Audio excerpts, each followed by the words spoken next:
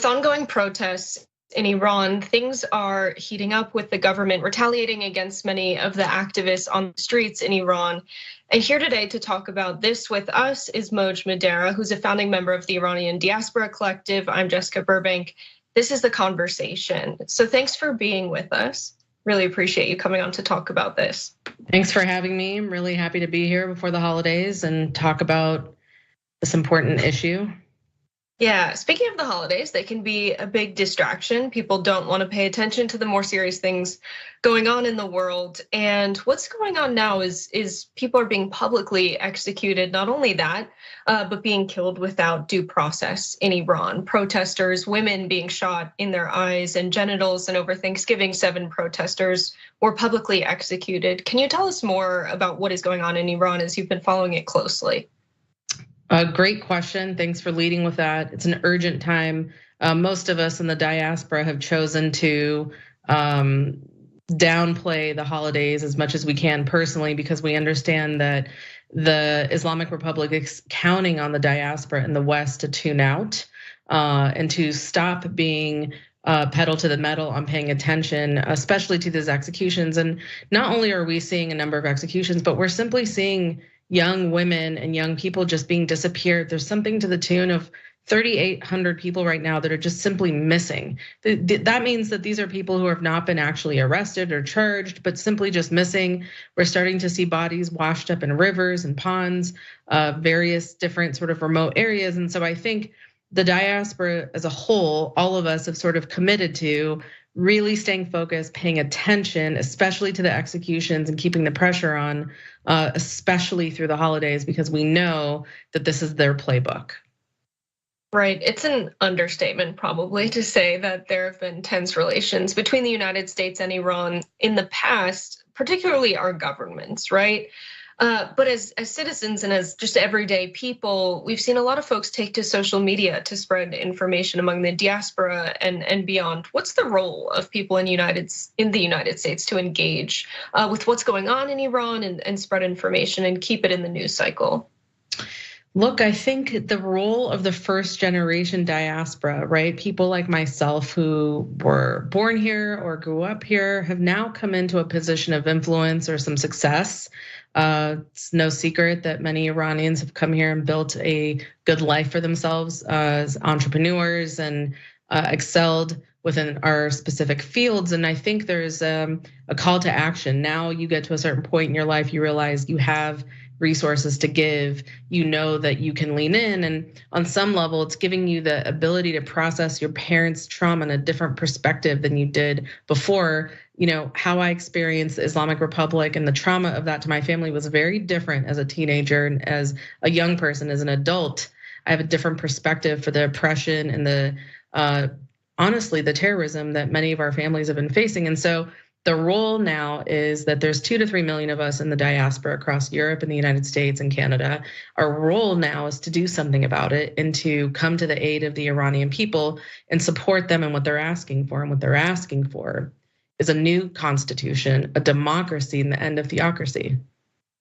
Right. How can people in the United States understand what really is going on? We hear about the morality police. We hear about women being forced to wear hijab. Many women, don't find wearing the hijab is oppressive, but there are others who believe this is a matter of religious freedom and personal freedom over their bodies.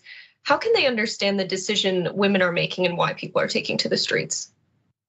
Well, I think the most important thing to understand is the difference between the Islamic Republic and the Iranian people. Iran is the birthplace of humanitarian movements and humanitarian theology and thinking. We're talking about a 2,500-year-old culture where for the majority of that culture, it's been matriarchy. It's been a culture of women being first, women being educated, women voting.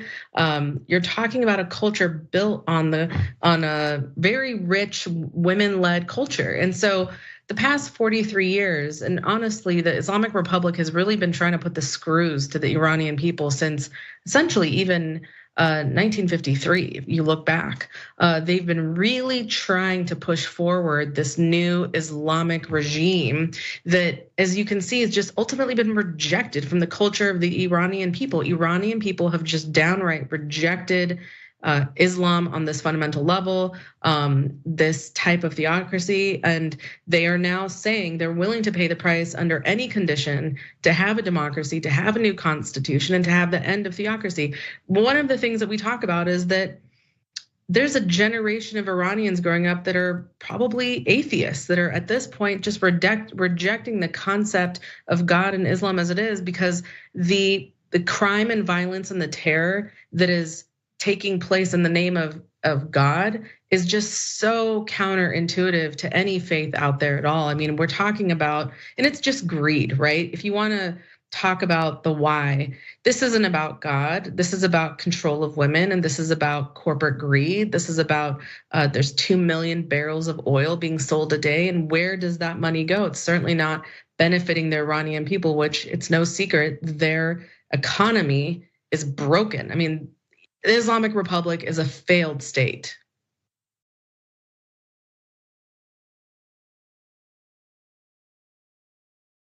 Love that you make this about democracy and the difference between the government and the people. When we think about the United States constantly putting another country in the media cycle, I always get extremely nervous because usually they're fomenting support for intervention. In the past, the United States has been involved in destabilizing Iran. And this time I get nervous whenever a country's in the news cycle in the United States, because it signals to me perhaps the United States military is trying to do exactly that. And I always say we should make this calculation. Would we be better off or worse off if we try and go into this other country? Clearly, there's not solid motivations or pure motivations for going into Iran, given the amount of oil they have. We know that it's usually about resources. So when we see it in the media cycle, what's the next step we would want to have happen? Would we want the United Nations to intervene and really push for a new constitution to be written? What would be the next step there? Look, this is a really important point. Iranians are not calling for military intervention. The diaspora is not calling for military intervention. And look, we're in a sophisticated time where military intervention is not the way. What is the way is the delegitimizing of the Islamic Republic, the utter and complete delegitimizing, from whether it's their emoji flag to their name being recognized in any government or political space. At this point, it is fair to say they are not the legitimate government that represents the Iranian people. There's still, whether it's Germany and China doing business with them, those 2 million barrels of oil a day are going somewhere. We need to shut that down. There's discussions about what to do with their embassies, at the very least recalling their diplomats. I think there has to be an immediate freezing of assets for all of the top tier clergy and generals within the Islamic Republic and their families. Their families can't just come to Canada and the United States, get an education and live freely, do what they want, while the Iranian people are suffering and they're living off the dole of the Iranian people. I mean, look, Iran has a huge percentage of natural resources, uranium, copper, zinc, oil. This country has the resources to have a very healthy GDP and should not be, quote unquote, axis of evil. We should be axis of opportunity within the Middle East. I think a stable, democratic Iran, a new constitutional Iran is a huge, amazing opportunity for the Middle East. And I think, look, there have been efforts to make this happen in the past, and maybe those efforts weren't executed correctly. But I think stabilizing the Middle East benefits. First of all, we've got a war in Russia. We've got the Islamic Republic supporting Russia. We heard President Zelensky talking about, the aid of drones to the Russian government against Ukraine right now. We cannot have their terror continue to spread. We want a safe and stable Israel. We want a safe and stable Middle East. We want them to stop funding terror in Syria and Hezbollah. And so, look, my appeal to everyone is it's good business and it's the humanitarian thing to do, to use every measure we can, not through military, but to end the Islamic Republic. Absolutely. Now, the total amount of people that have been publicly executed is a small number compared to the people who have been injured at the protests and who have died out of fear of not going to the hospital because they would be arrested if they were to do so. Can you say more about the tensions between protesters and the police and the lack of access to health care because the police have been deeply involved in anyone who's gone to the hospital for protesting? So we are in a very complicated moment in Iran. You have service providers, healthcare providers, doctors, physicians, surgeons that are desperate to provide medical care and aid to those who have been injured. But those same people are facing torture. They are facing the death sentence. They're considering it a crime against God to support protesters. And many people honestly are getting injured on accident. They're innocent. Little boys like Keon, he was an innocent bystander in a car. So, you have a country in crisis. You have a people in crisis because they fundamentally know that what's being asked of them by the government is immoral and unethical. And so there's 18,000+ people that have been arrested that we know. There's 3,800 people that are disappeared that we know. There's 495 protesters that have been murdered. You've got students in there, you've got children in there. And I think the most horrendous part of this, at least, for me, is you are hearing CNN's report around women being raped, and you're hearing a lot about sexual-based, gender-based crimes, people being shot in their genitals, in their eyeballs. This is beyond, they're just beyond remorse at this point. You can tell they're so desperate to stay in power that they're willing to do anything on a public stage, on a world stage. I think because of our phones, because of access to Telegram and WhatsApp, they understand that we are watching them and they're not backing down. Thank you so much for coming on and talking with us about this. Where can people follow your work and find you? Sure. So you can follow my work at MOJ on Instagram and Mojism on Twitter. Please follow the Iranian Diaspora Collective on Instagram. We have a great landing page. We have a lot of resources there to other nonprofits you can contribute to. We have an open document called How to Talk About Iran. It's a living document that over 50,000 people have downloaded that just gives you basic stats on what is going on and helps really onboard. Our goal is to really onboard Western audiences, American English-speaking audiences to this issue, and to reacquaint the Western world to who the Iranian people really are. And if you look at who we really are, you're seeing young artists and creatives and content creators and YouTubers. You're seeing boys and girls and adults who look and act just like us. And they've honestly been veiled and they're dying to be seen. And so our role, the Iranian Diaspora Collective's role, is to simply reintroduce the Iranian people to the West to create communication and aid. And our ask is that you just give us a shot and get to know us. Thank you so much for coming on and talking about this. Really appreciate your perspective. Thank you for having me and hope to come back again sometime.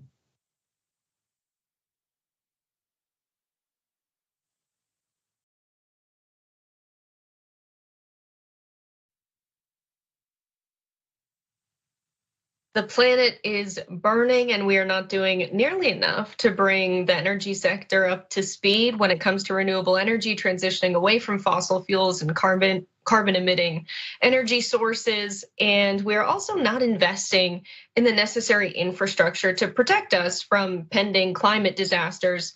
Our kids are inheriting a world that is quite literally burning. And today we're joined with one of those kids who is doing something about it. Ajani Stella joins us today, who's the president of Kids Fight Climate Change. Thank you so much for coming on. Ajani, why don't you introduce your work and tell us why you started this organization? Thanks so much for having me on here, Jessica. It's really an honor to be here with you guys. So as you mentioned, my organization is called Kids Fight Climate Change. And what we're doing is we're a youth-led climate education organization. So we're focusing on helping young people learn about the climate crisis in a way that's simple, understandable, and accessible. So I founded Kids Fight Climate Change because I noticed there's a significant lack in climate education for young people, especially when information is centered on older students or adults. It focuses more on the technical scientific aspects. and it's hard to find. It's scattered across the internet. So what I'm really trying to do, and my team is trying to do, is synthesize information, produce articles that we know can relate to students and relate to young people, and then have that on our website, and then go into classrooms to help teach them, to encourage kids to the site to learn on their own, and to really try to create a collaborative process with young people rather than the lecture-based scientific aspect that's often found in climate conversations. So can you tell us a little bit about how you became aware of the climate crisis? You're 16 years old. This is a huge thing to take on, to educate your generation, younger generations about climate change. Can you tell us about that?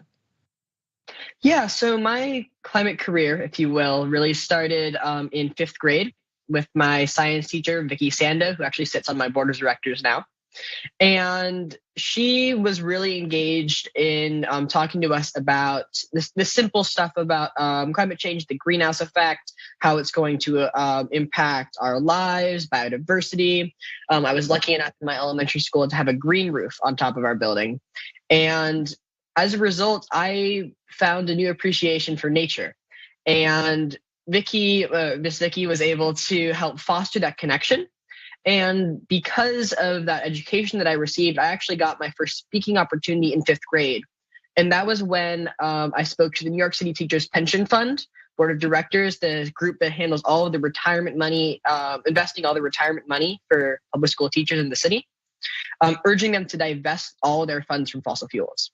And 2 years later, the campaign was successful, but that speech to them in the financial district downtown on the 44th floor of the tall building really jump-started my career right there. So in November 2021, all of this work took you to attend COP26, which is the United Nations. It's the big global climate conference. Can you tell us a little bit about what it was like being there, what you learned, or rather what you taught them? Yeah, at COP26, it was a really interesting experience for me because I went in there with an interesting combination of hope and cynicism. So obviously, I understand the dismay that comes from climate activists all around, and the dismay that I feel, where climate conferences are not doing nearly enough. Right? We're seeing that was the 26th United Nations conference. We saw Paris, but we saw no follow through. We have all of these agreements, but there's no implementation. So it can feel really frustrating. But the other side of that is at COP, there in 2021, there were about 10,000 delegates from countries. Then there were 30,000 delegates from nonprofits, from the private sector, from other groups that are really actually genuinely engaged in climate action. And those are the people that are pushing the needle, that are really forcing governments to take action. So being on the other side of the curtain and seeing how it's all done, seeing how the sausage is made is really interesting to me, because a lot of what the public sees about COP26, about COPs in general, is not what is actually happening. The meetings that are on TV, that are publicized, where we don't see anything getting done, that's not what's going on. We're seeing delegates go into back rooms, sneak into other offices for coffee, and that's where all the agreements are hammered out. At the COP in 2022 in last November in Egypt, I wasn't there, but I was reading a story about how the delegates literally stayed overnight. The last night, they didn't go to sleep. They were strewn all over the conference center, hammering out the last few measures of this deal. So it's really showing me that there are people that actually do care, even in the high levels of government. So it is still really inspiring to witness that at the same time as we continue to push for more action.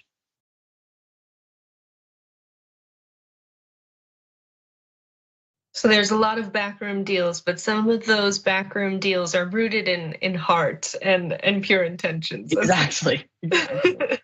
That's definitely the perfect blend of cynicism and having a positive outlook. I want to talk a little bit about inequality, because we know that climate disasters will disproportionately affect communities of color and low-income communities that are just like living in houses that are susceptible to climate disasters. These are people who struggle to afford home insurance, but maybe live super close to a coastline. And we know that these are usually communities that don't receive as much public funding. And it's also the case that there are disparities in terms of economic inequality when it comes to the quality of education you can get about climate change. Can you speak a little bit to that? I know it's one of the reasons you founded this organization. Yeah, so there's been a lot of strides recently in climate education across the country. In earlier this year, New Jersey mandated climate education, and Connecticut just a couple weeks ago did. But by and large, climate education is still very much teacher by teacher, school by school. What we're seeing is that teachers that have the resources, that have the knowledge, and that have the time are able to invest that into climate education. And that's why I was able to receive climate education as an elementary schooler. It's in a lot of the schools I work with. It's because they have the extra time and resources to be able to bring in activists and experts. But a lot of underprivileged schools don't get that. So what we're seeing, what you were kind of alluding to, is the cyclical effect. Not only are these communities disinvested and disproportionately impacted by the climate crisis, but then they're not receiving the education and the training, the tools that they need to advocate for themselves in the future. Because for me, that's what climate education is all about. We need to learn about the science. Everyone needs to understand climate change is happening, but we can use that as a conduit for action. And if we don't have that in these essential communities, then we're going to keep perpetuating these effects in the future. Can you say more about why you find it's important for kids fighting climate change to be youth-led and youth-focused rather than bringing in people who are much older than you all? Yeah, so I've actually received a lot of feedback about this throughout all of the school talks that I've done and through the workshops that I've run. And it's really great to see that kids actually relate to other kids. We bring in adults, we bring in experts, they talk for an hour, they answer questions. Kids get bored. Like, we can pretend like we're interested, and oftentimes we actually are, but by and large, adults do not know how to talk to kids. Meanwhile, I go in there, I'm 16, I'm speaking to 8-year-olds, to other 16-year-olds, any youth, and they're able to see that guy is actually just like me. He started his activism when he was 10. He talks like me. He's just as short as me. I'm very short. And we're able to form some sort of connection in just those 40 minutes. And because of that, kids are actually listening. They're picking up. They're realizing we can do this. It's a big part of why I start every speech that I do with a conversation about my own story as an activist. Because in order to effectively have climate conversations and climate education, we need to humanize that process. Otherwise, we're risking just talking to a wall, basically, because we're not able to really get in and have these kids understand us. So having that youth connection is really key.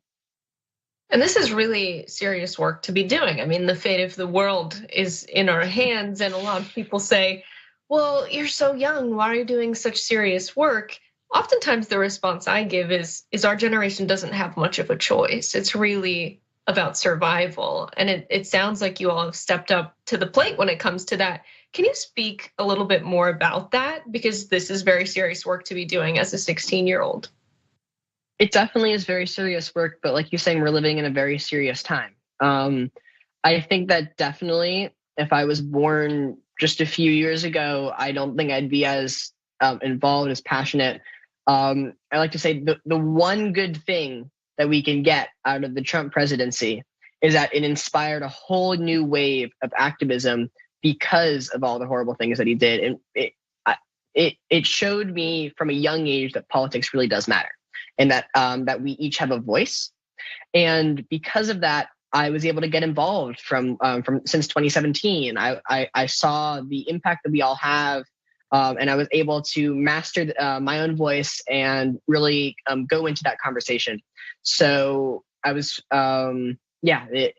it's essential for me as a young person and for everyone around me to have that experience. Awesome. Thank you so much for talking with us tonight. Thanks so much, Jessica.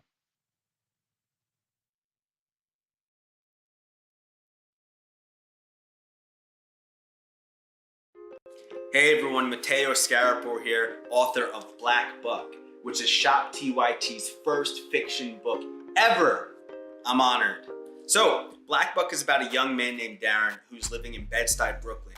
He lives with his mom, he has his girlfriend, he has his best friend, he has his neighborhood, and his neighborhood has him.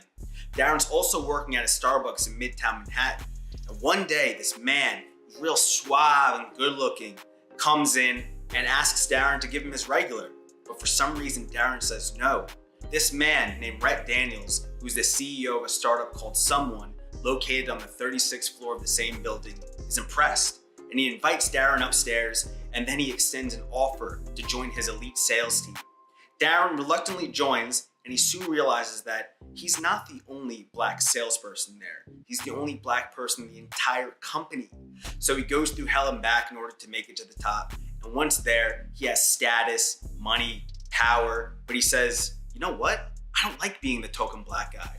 So he hatches a plan to help other people of color infiltrate America's tech startup sales teams, redefining what it means to be a minority in the workplace. This book definitely, if you couldn't tell, touches on many things that are relevant to this moment that we're all living in right now, but it's also connected to the many moments in history that have come before today.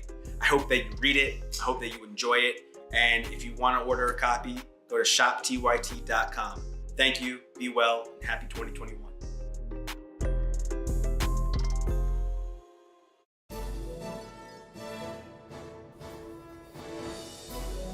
Breaking news with Brett Ehrlich. This is Brett Ehrlich with Breaking News with Brett Ehrlich. Bernie Sanders wants to break Wall Street, and he wants to break it real bad.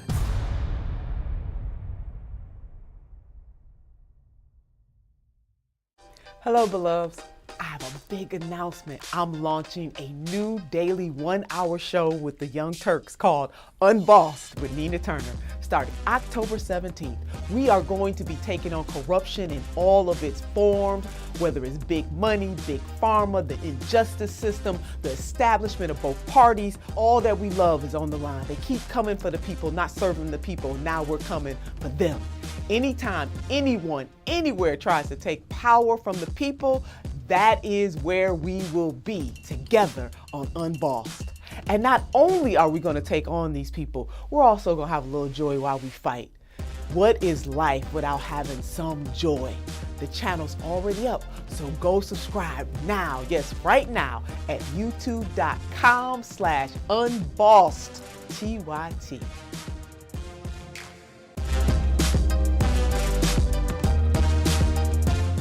I don't care if you're Christian. In fact, I will fight for you to have your religious liberty and practice your Christianity. I believe in that. I don't believe in Christianity, which means that you do not get to dictate the way I live my life based on your religion. I don't care what the Bible says. You have every right in the world. All those women who identify with your religion have every right in the world to not get an abortion, to not take birth control, but they do not have the right to dictate my life and what I decide to do with my body. I don't care about your goddamn religion. I'm so tired of having nonstop conversations about what the Bible says. You live your life in the way that you interpret the Bible. Again, I don't care, but you don't get to take the Bible and tell me, well, the Bible says this in this chapter, in this verse. I don't care. I don't care. I don't believe in it. And I have the right, based on our Constitution, to not believe in it.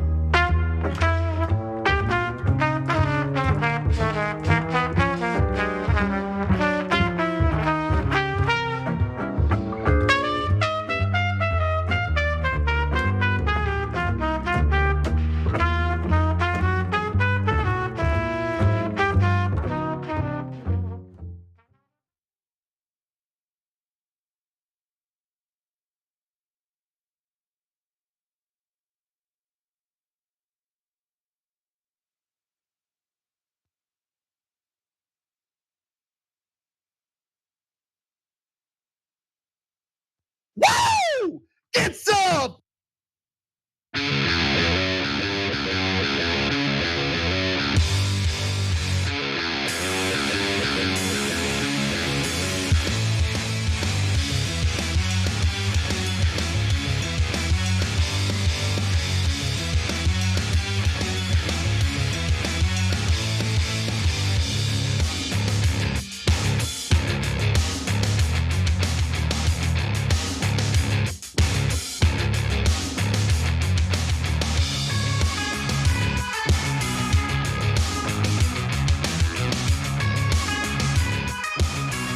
Welcome to the Young Turks. Cenk Uygur, Anna Kasparian with you guys. Post-Christmas special. Is there anything special about it? Not really, but we're here, and that's special enough. And we're gonna have a great show for you guys. I'm still sick, that's why we're at home. But we soldier on. Okay? Great stories today. So buckle up. Brace for impact. Casper. Well, we're going to go ahead and start with an update to a story we covered recently involving a newly elected congressman in New York. So let's do it. George Santos acknowledged to a New York radio host that he told a string of lies about his education and employment history. And I'm not going to make excuses for this. But he's about to make a lot of excuses for it. But a lot of people overstate in their resumes or twist a little bit or ingratiate themselves. I'm not saying I'm not guilty of that. In another interview with the New York Post, Santos admitted he did not have degrees from Baruch College and NYU, as he had claimed. I didn't graduate from any institution of higher learning. I'm embarrassed and sorry. We do stupid things in life. And George Santos has certainly done some pretty giant, stupid things in his life, especially leading up to his election. He is a Republican representative-elect out of New York, and he has finally confessed to not just embellishing, he lied big time on his resume, on his credentials to run for Congress, and that has led to calls from Democrats for him to step down, and of course, Republicans have been pretty silent for the most part. But before I get to their statements, I think it's important to talk about what he has admitted to lying to. So for instance, he never worked at Goldman Sachs or Citigroup, something that he claimed when he was campaigning. And most of his lies were in fact uncovered by the New York Times after the midterm elections, not during the midterm elections, which is, I guess better late than never, but better during the midterms than late, so voters can make a good decision about who they want to elect into office. Now, he also lied about his alleged Jewish heritage. Let's watch. Santos also addressed scrutiny around his claims of Jewish heritage. On his campaign website, in a section now removed, he recalled his grandparents fleeing Jewish persecution during World War II. I am Catholic, he told the Post, because I learned my maternal family had a Jewish background. I said I was Jew-ish. Cenk, I mean, give the guy a break. He didn't say he was Jewish. He said he was Jew-ish. Oh, oh, okay, all right. One final thing I'll mention is that he lied about owning 13 properties. Apparently he owns, 0, and he lives with his sister. Over to you, Cenk. Which I say, of course. Okay, so look, the Jewish joke is a joke that some folks make and have been making for a long time. Like Malcolm Fleshner, who used to work here, used to make that joke because he's barely religious, right? But Santos is not barely religious, he's barely Jewish. In fact, he's not Jewish at all. Okay, of course he made it up. But look, guys, I think that the lies that he told are telling about our politics. So apparently he thought lying about being Jewish would help him. Maybe lying about being gay might help him. So he was married until recently. It's an interesting quote about how he changed to become gay, which made me think that he's not at all gay. And he lied about being rich because he thought that would help in a Republican primary. Isn't that interesting? Right? He lied about having 13. He wasn't trying to relate to the common man. He's like, no, I'm rich. I have 13 properties. I can do whatever I want, right? And all these things. So, and it was almost designed for both right wing and mainstream media to have them go, oh yeah, this is a guy we like, and not question him. And let's remember, it totally worked. It did work. Going back to his claims of being Jewish and how he thought that would be advantageous in the election, I don't know if it's necessarily because he thinks identifying as Jewish is helpful, or if he wants to provide some sort of story of persecution in his family's background and how they were able to survive it. People tend to like inspirational stories of perseverance and fighting whatever odds they're dealt. I don't know exactly what was in his mind, but he lied about everything. Okay, so you also referenced the whole, I don't know what his sexual orientation really is. So I want to be clear that we're speculating, but since he's lied about so many major things, I don't think it's far-fetched to question whether his sexual identity is real. And this is what the New York Post wrote about him, because he did grant an interview to the New York Post. They write, Santos, the first openly gay non-incumbent Republican elected to the House, also faced accusations that he lied about his sexual orientation, with the Daily Beast reporting that he was previously married to a woman until shortly before he launched his unsuccessful 2020 campaign against Democrat Tom Suozzi. Now, it turns out that that is in fact true. He was married. He claims that he was married from 2012 to 2017. He divorced the woman he was married to in 2017. And this is what he said in regard to his sexual orientation. Pay close attention to his wording here, because I think there might be some clues here. I am very much gay. I'm okay with my sexuality. And then he says, people change.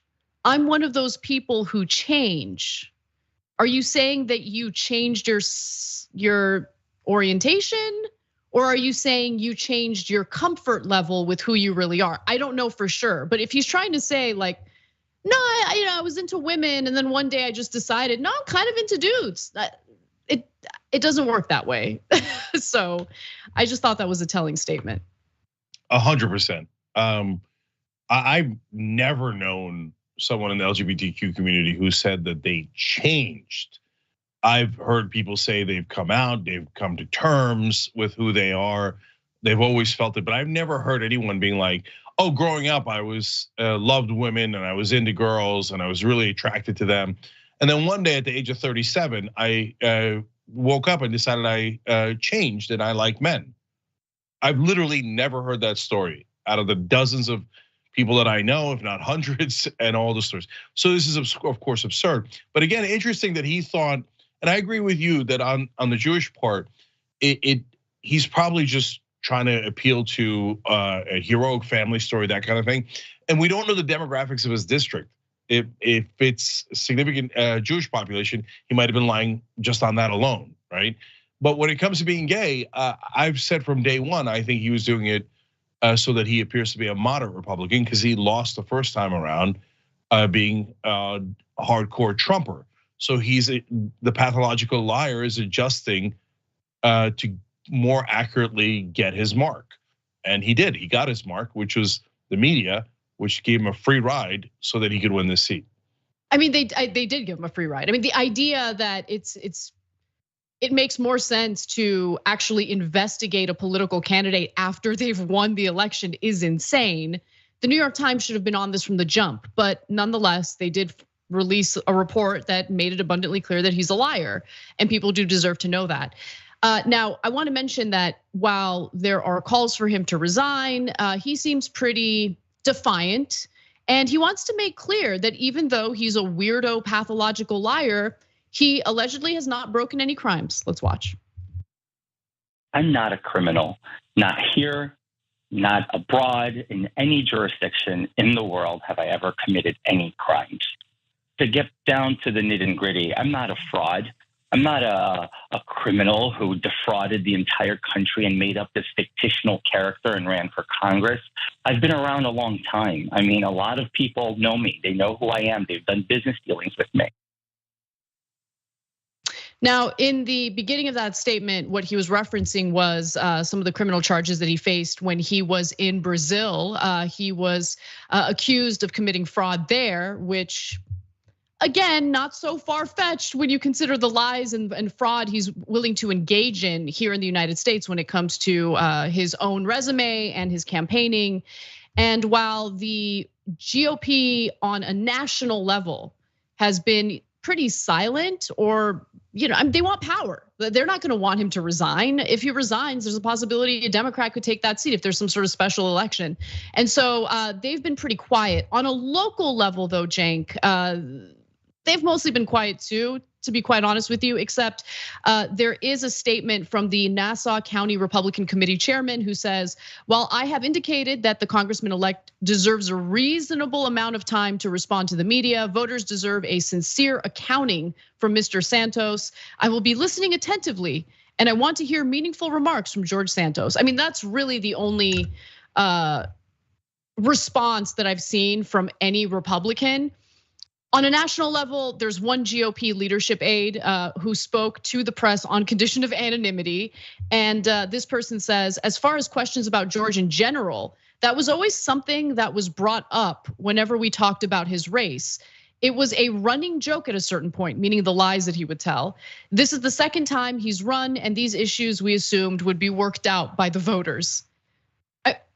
Voters don't have perfect information, clearly. And with the New York Times failing to do an investigative report on this guy as he was running is a good example of how the press really failed voters in this case.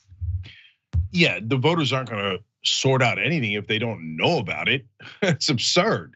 We just constantly ignore the elephant in the room, which is the role of media in how voters find out who to vote for. Where do they get their information? And in this case, again, the guy got a free ride. Okay, look, last things here. Whenever you say I'm not a criminal, you're in a lot of trouble politically. And when you have to, I'm not a crook. Exactly, it's the old Richard Nixon line. And then he caught himself. He said, "I'm not a criminal here." And then he realized that sounded bad, so he's like, "Or in Brazil or anywhere else." Okay, sure. He got the money from somewhere, and it doesn't appear that it was from his 13 properties or his work at Goldman Sachs, none of which were true. So we don't know where he got the money from. But two things that also are telling of our politics. I mean, do Republican politicians tell lies that are better than these? Generally, all of them. How about the election was stolen in 2020 from Donald Trump? Hundreds of Republican politicians say that. That lie is way worse than any of these lies about whether this dude went to Baruch College or not, right? And then you turn to the lies that all politicians say, that the media 1000% lets them skate on, which is, no, the millions of dollars I took from in campaign contributions were not bribes. I voted exactly as my donors told me, but it was just a coincidence.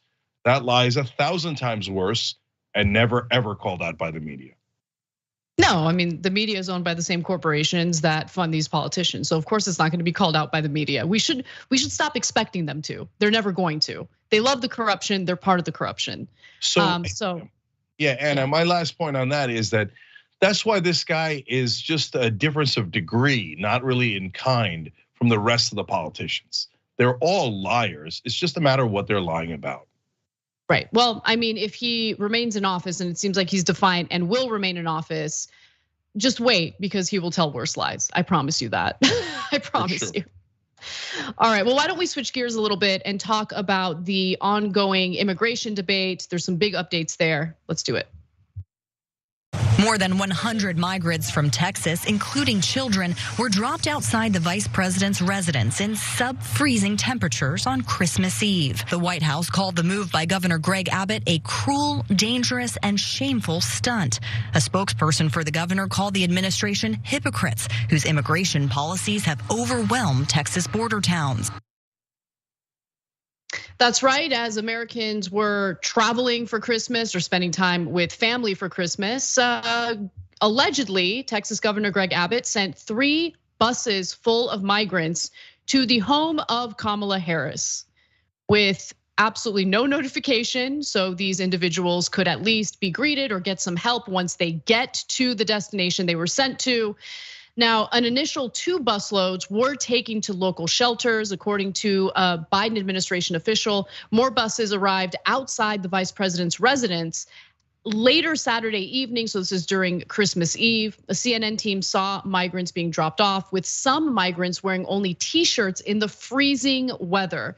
So the Biden administration has decided to go after Texas Governor Greg Abbott by claiming that he has essentially just left kids out in the cold, left them to fend for themselves. Luckily, there were some humanitarian groups who showed up to assist them and help them out. Now, there's another massive update here, because the huge flow of asylum seekers at the southern border is really the result of us avoiding dealing with asylum seekers during the coronavirus pandemic. The Trump administration had implemented something, a public health order known as Section 42. And really what it did was allow for us to just expel asylum seekers at the border immediately without hearing any of their claims. Well, those people still exist. They're gonna still try to come into the country, either through illegal means, or they're going to wait until the Title 42 order is lifted. Once it became clear that it was going to expire, that's when you have this massive flow of migrants coming to the border looking for help, looking to seek asylum. And it's been such a mess, mostly because of the inaction and lack of preparedness that we've seen from both Congress and the Biden administration, that now the Supreme Court has weighed in and they have decided to re-implement Title 42, because there are 19 states, mostly Republican states, that have demanded for this to happen. And let's also keep in mind that these are also the same politicians who said that the coronavirus pandemic was over like 2 weeks after it was declared a pandemic. So on one hand, they want to completely dismiss the pandemic, it's not a big deal. On the other hand, they're relying on a public health order related to the pandemic to avoid allowing asylum seekers to have their claims heard by asylum judges. Cenk. But now some pro-immigrant groups, people looking out for immigrants, are saying the same thing that I've been saying from day one on this publicity stunt. Is it publicity stunt? Of course. Should they give advance notice? Of course, especially in the winter. I mean, this was less of an issue when they were doing it in the summer, but you can't drop people off with t-shirts in 15-degree weather and go, "Ha, got you, pranked you," right? But outside of that, I don't see any reason why they shouldn't be bused to other cities and states. Why should the border communities have to deal with all of this on their own? So if we have a problem, I don't see a problem with sharing that throughout the country. So, and if the blue states are really, going to live up to what they say, they should welcome these immigrants with open arms. And sometimes they do, but boy, they do howl though, and they've done a great job of being humane and getting them services, and we should be super clear about that. But they do feed into the right-wing talking points a little bit by constantly howling about how outrageous this is. No, I mean, you do have a good point there. Look, I agree in that it shouldn't just be up to border towns or border states to deal with the influx of migrants seeking asylum. And so, look, it is a political stunt, and the way that Abbott and other Republican governors have carried this out makes it abundantly clear that they're using human beings as political pawns to make a political point about their political opponents. And I have a huge problem with that, because the way they're carrying this out is insanely cruel and is hurting individuals who have already gone through a dangerous and oftentimes incredibly violent trek to the border seeking safety, okay? At the same time though, no, Cenk, this touches on something that I've had a problem with the Democratic Party for a long time, right? They love the rhetoric, they do. They love to weaponize identity for their own political benefit, for their campaigning. In this case, the identity I'm talking about are asylum seekers or migrants. But when push comes to shove, do they actually do anything? Do they? I mean, it's real easy to say, we are a sanctuary state when you're not concerned about migrants flowing into your state, right?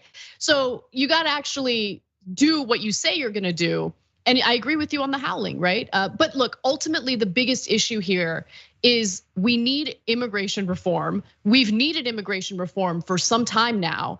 And the fact that Congress has failed over and over and over again in delivering that says something about how ineffective our politicians have become. And the fact that the Biden administration knew that Title 42 was eventually going to expire and is still caught flat-footed on this issue says a lot about the administration as well, in my opinion. Yeah, well, last couple of things here on the politics of it. Unfortunately, in politics, everything is shrouded in lies, right? And you've got to weed through all those fabrications to get to the reality. So, for example, the Republicans now say, "Oh, it's so much worse under Biden." But wait a minute, Biden's been doing Title 42 the entire time, which was a Trump policy. So you're saying Trump's policy sucks now and is causing the real problem. But that's literally what you're saying if you're a Republican, except they don't say it that way. They say it's Biden's fault, even though he's doing Trump's policy. Meanwhile, Democrats lie in the other direction and go, "Oh, Joe Biden's such a humanitarian at the border. He's so open-hearted." What do you mean? He's doing the same exact policy as Trump. So both sides are like 100 out of 100 on, if not outright lying, certainly misleading you on purpose. And meanwhile, the media, of course, never clarifies anything. Look, Ronald Reagan did blanket amnesty, not like kind of amnesty, not the fake amnesty that the Republicans talk about now. Real, no, you're all here illegally. I don't care that you don't have documents. You're all now going to be citizens, okay? He did it for 13 million immigrants. Now the Republican Party, he couldn't get elected in the Democratic Party, let alone the Republican Party. They're not doing immigration reform, and they're never gonna do immigration reform because there's no accountability, and we don't really have a democracy. So both sides lie, the media helps them lie, and no one ever solves the problem. You know, one other thing I wanted to mention about the Supreme Court's ruling.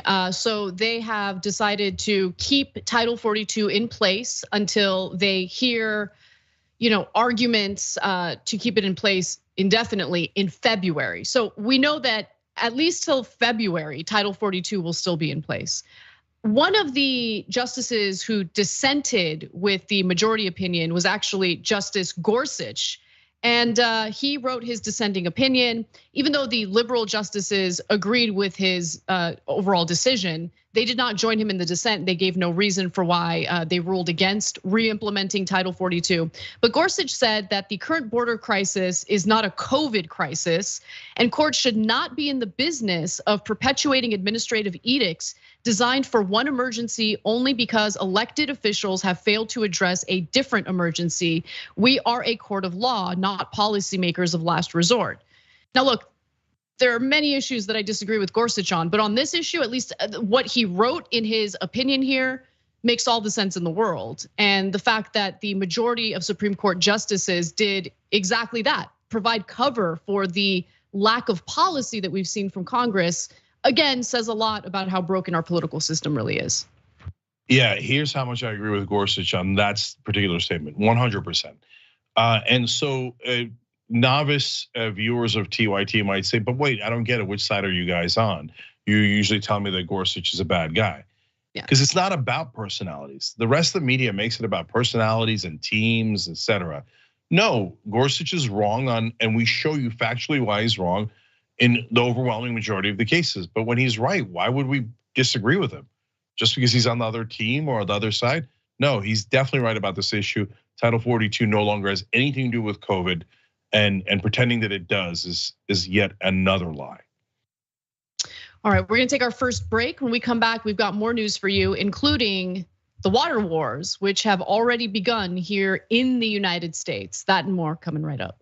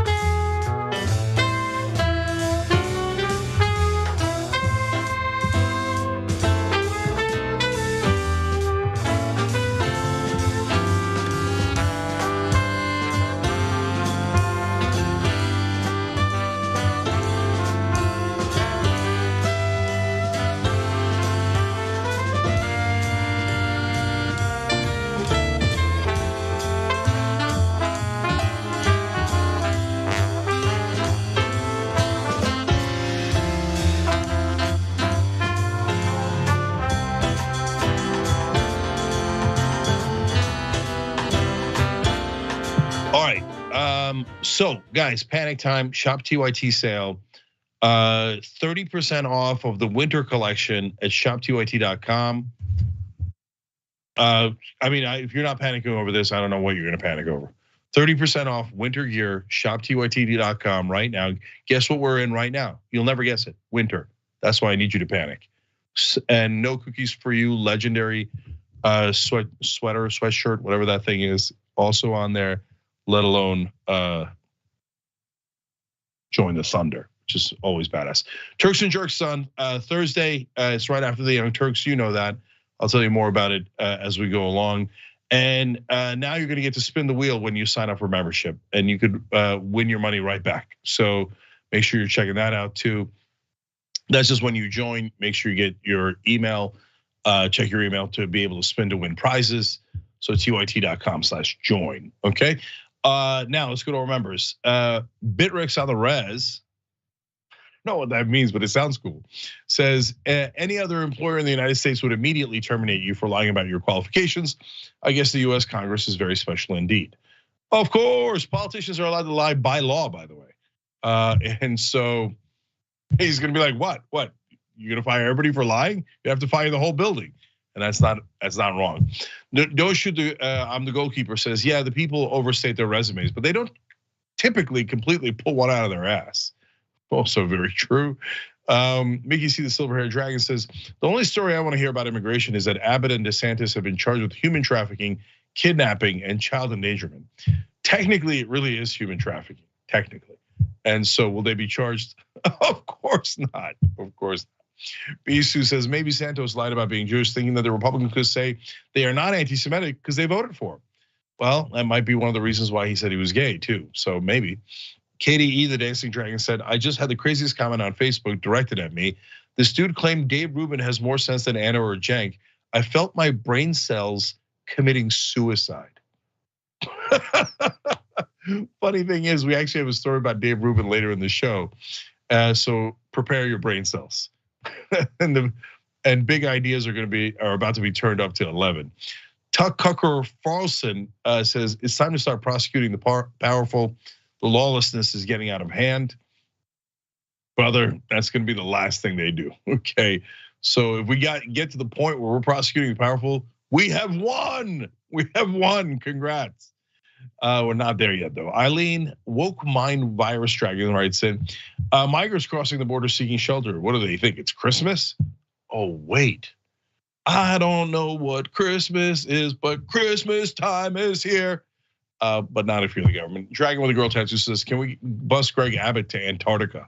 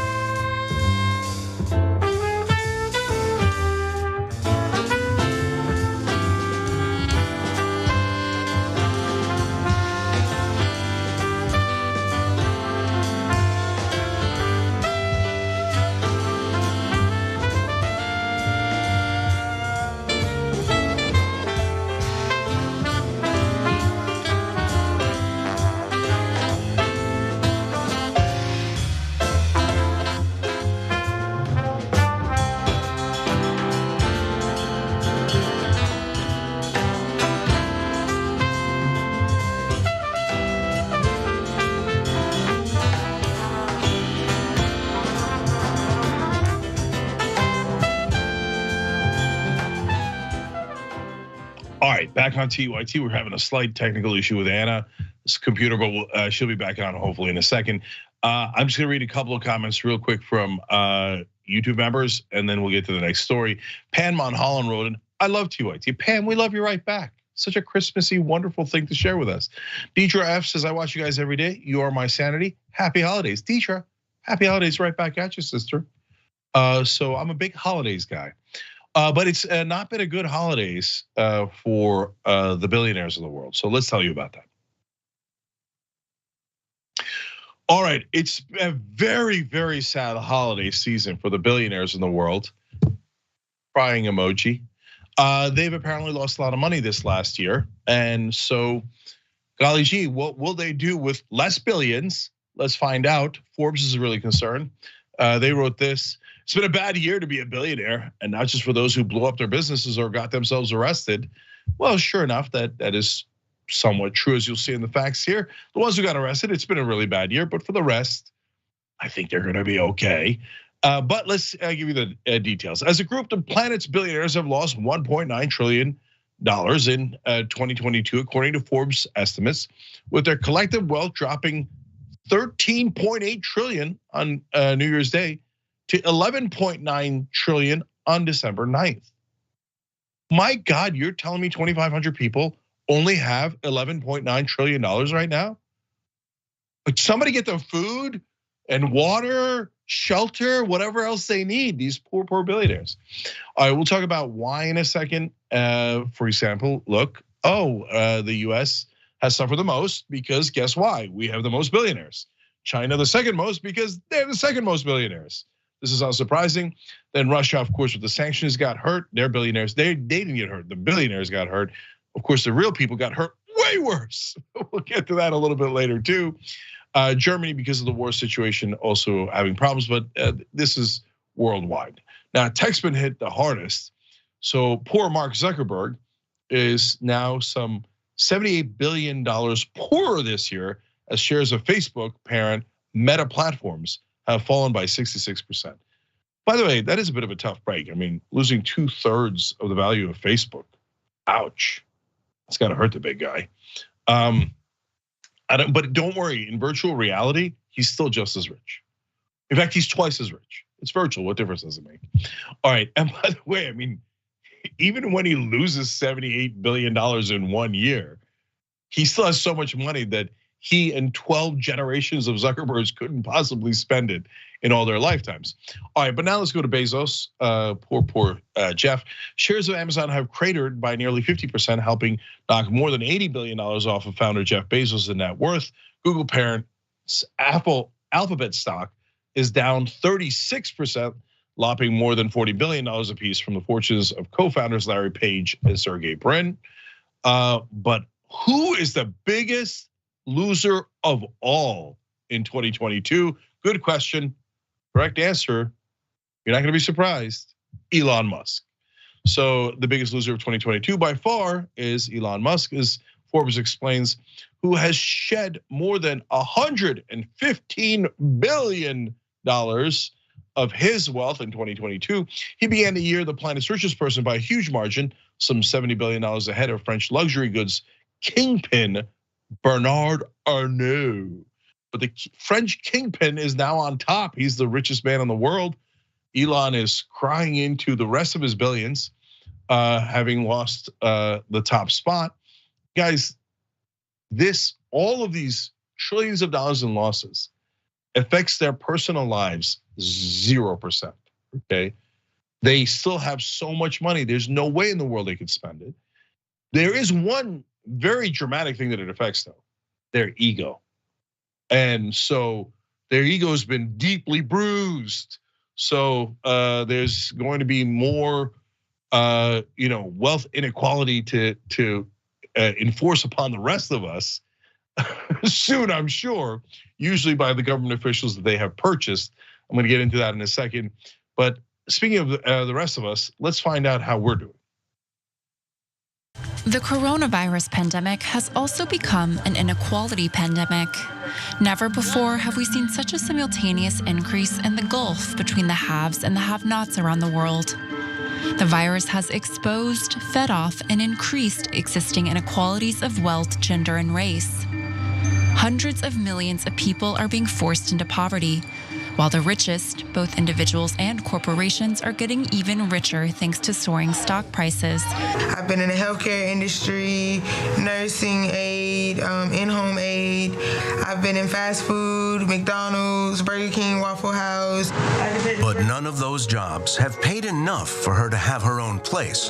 To survive, Ishani lives with her mother and her son, who was born premature. See, now Ishani needs help. Folks around the world need help. The very last thing we need is sympathy for people who lost money that they really can't even keep track of and don't even use and is irrelevant to their actual material lives. Now, by the way, of course, remember that they got a lot of these gains during the pandemic. The very, very wealthy did. And tech stocks had shot up because everybody was staying indoors. But not just the tech sector, lots of sectors went up, and government handed out tons and tons of money, not just to individuals, but more importantly to giant corporations.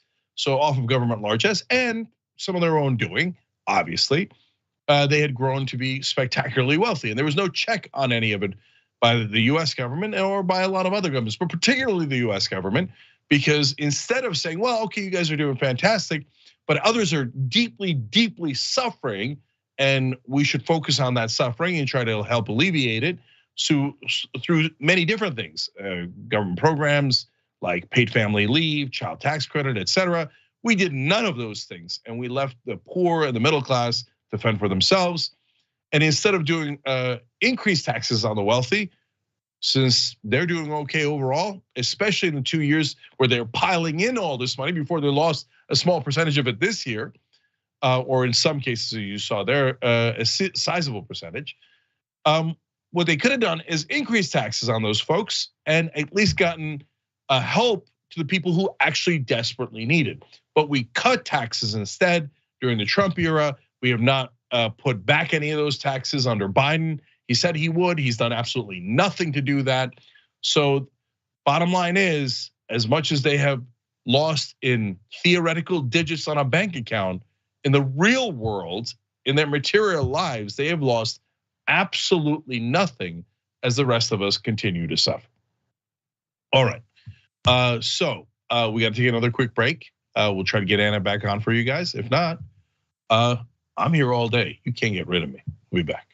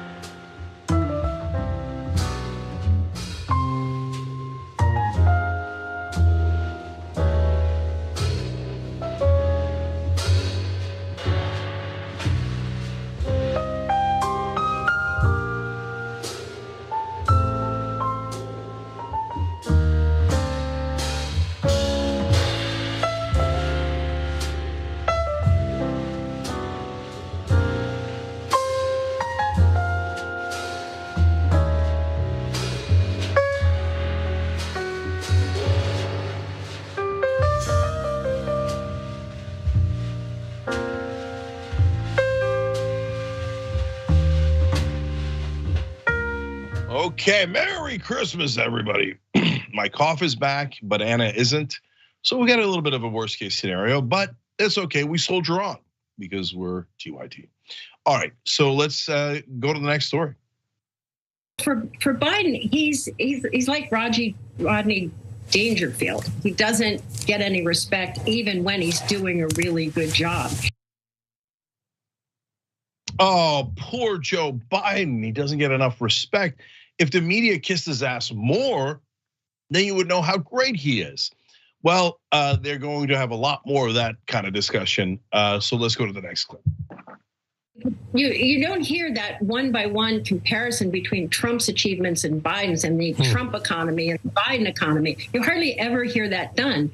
All you hear is that, a dozen eggs costs $4, and that's on Biden. Chase, can't you get Democrats to get with a better program, explain themselves, take a bow? Well, I think it was LBJ said that I think the difference between liberals and cannibals is cannibals don't eat their own family, and I think there's a constant sense among Democrats that we're really awful, I think, to each other. We don't talk about Biden's accomplishments enough. We don't tout them. You hear a lot of complaining on the Democratic side constantly. All right.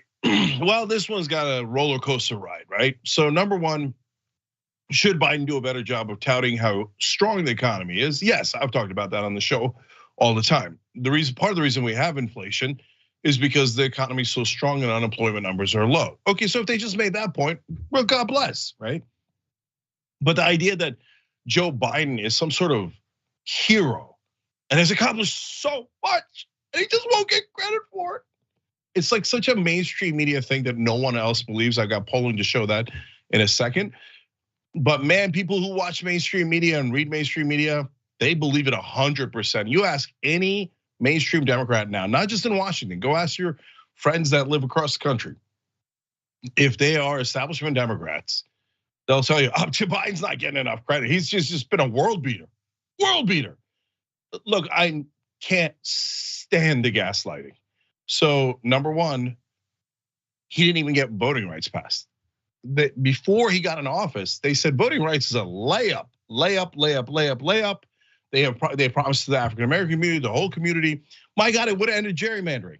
Okay, it would have ended. It had anti-corruption parts that were so good, I was positive they weren't going to pass them. But they had things to preserve voting in a way that could not only help democracy, but honestly help the Democratic Party as well, because they do better in a more true democracy where more people vote, not less people vote. Real voters, legal voters, right? And they didn't even do that. They didn't even do the bare minimum for self-preservation. They didn't do the bare minimum that they promised African American voters, their core constituency. They said, $15 minimum wage, Jake, I don't know why you're sweating it. It's so easy. That's definitely gonna get done. Then they voted it down themselves. They had 8 Democratic senators join the Republicans in voting it down. They purposely destroyed the thing that they said was the bare minimum and would be super easy. But the media didn't notice. Instead, the media has segments like that. I mean, MSNBC is such a hilarious joke. Do they give you the context in that story about all of his failures? Paid family leave, child tax credit, and the list goes on and on. Build Back Better. You guys know, I mean, even if you watched mainstream media, you noticed that Build Back Better was killed by Manchin and Sinema, right? That it was gutted. They took out 85% of it.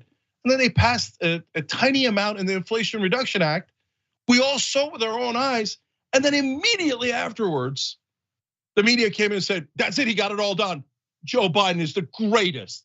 He got all of this done, his entire agenda, what an amazing hero. But wait a minute, wait a second ago, you said that he didn't get it done. And now you turn around and you're gaslighting us like he got everything accomplished and passed. It's just bizarre and it's just propaganda, but it isn't working. So let me go to the most recent polling from the Hill. In the most recent YouGov poll, 54% of voters don't want Biden to run again, with just 26% in favor. Every demographic is against the Biden re-election attempt, except black voters who back a Biden re-election at 46% in favor to 32% against. But that's also a miserable number because black voters generally back Democratic presidents at around 90%. And this is half that number. So the American people are saying, no, we don't want Joe Biden.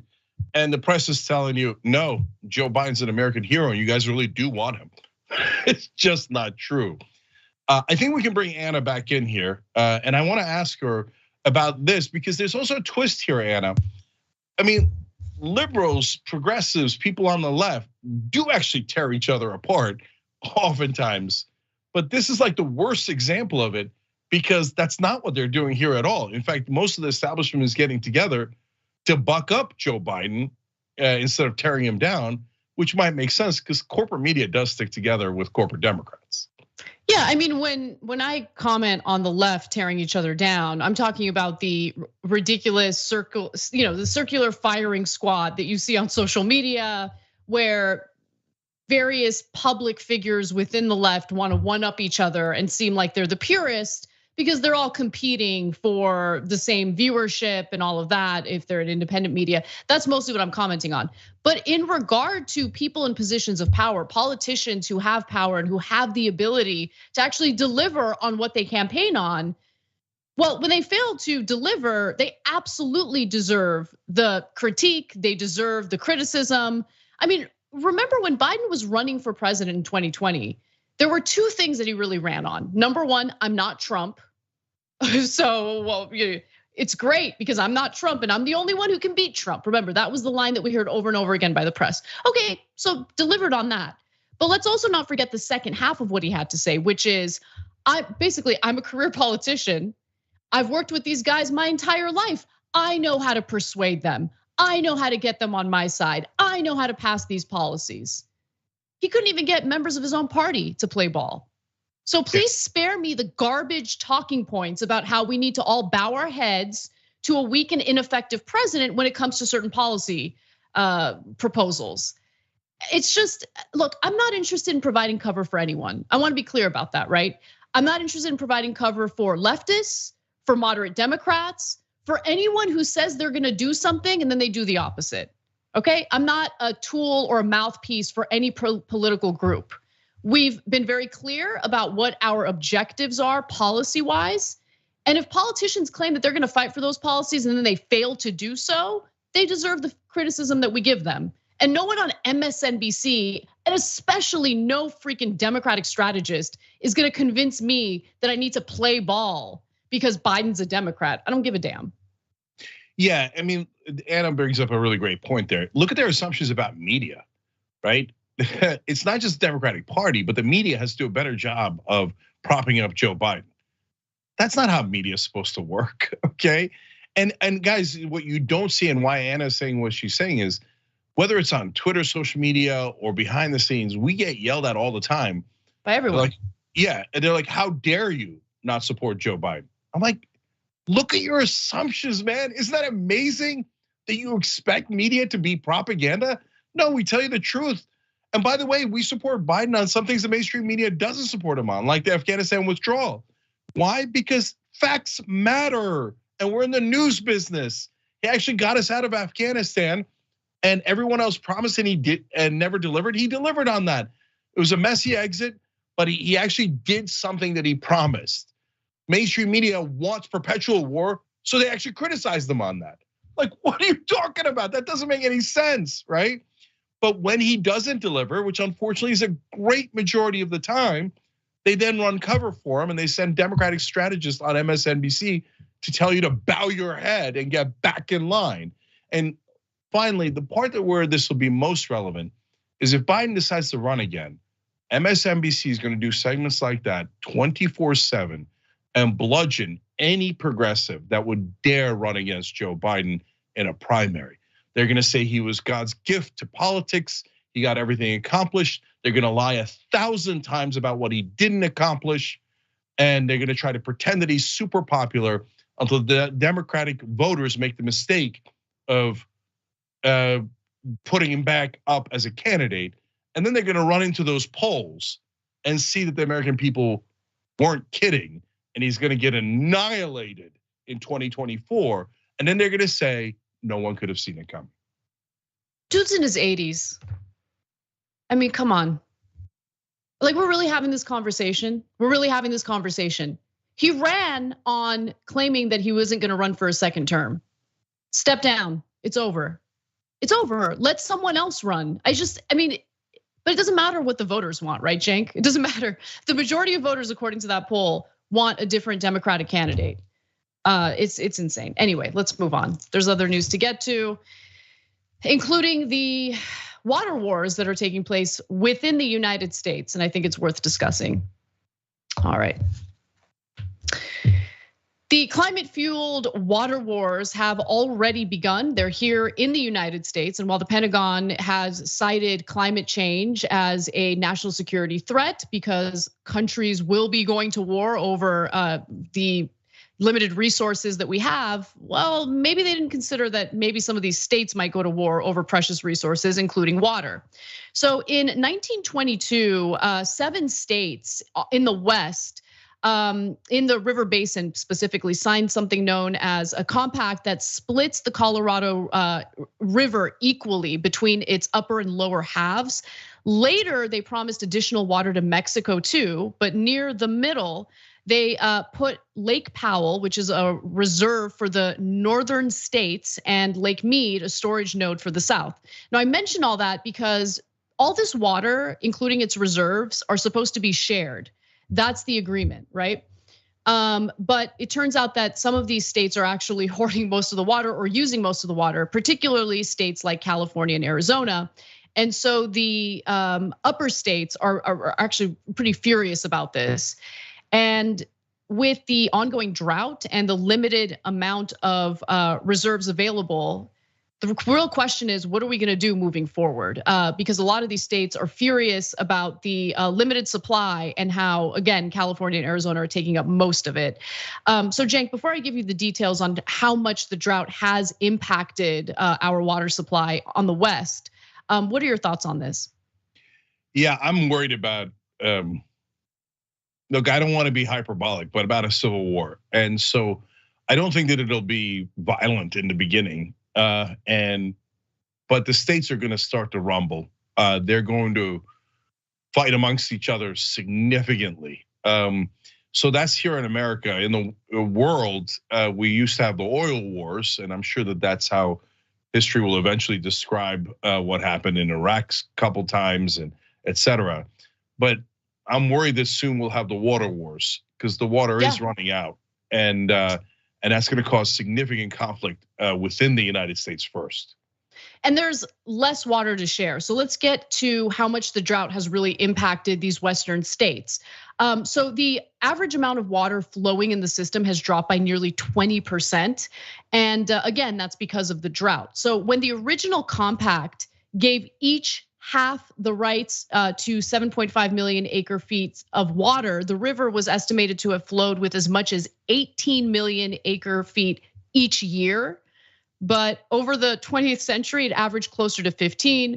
Over the past 2 decades, the flow has dropped to a little more than 12. In recent years, it has trickled at times with as little as 8.5.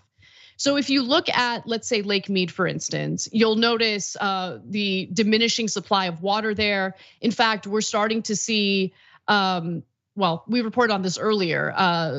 There was a body that was discovered in a barrel that, someone had been murdered, stuffed in a barrel and then thrown into the lake. And the only reason why we were able to discover it is because there's so little water left in the lake that it's possible to discover it. Now in 2021, the rain and snow fell heavily across the Rocky Mountains and the plateau of the Grand Mesa, and almost as if it were normal times. But here's where the issue is. Since the drought's been going on for such a long time, soils parched by the lack of rain and rising temperatures soaked up every ounce of moisture.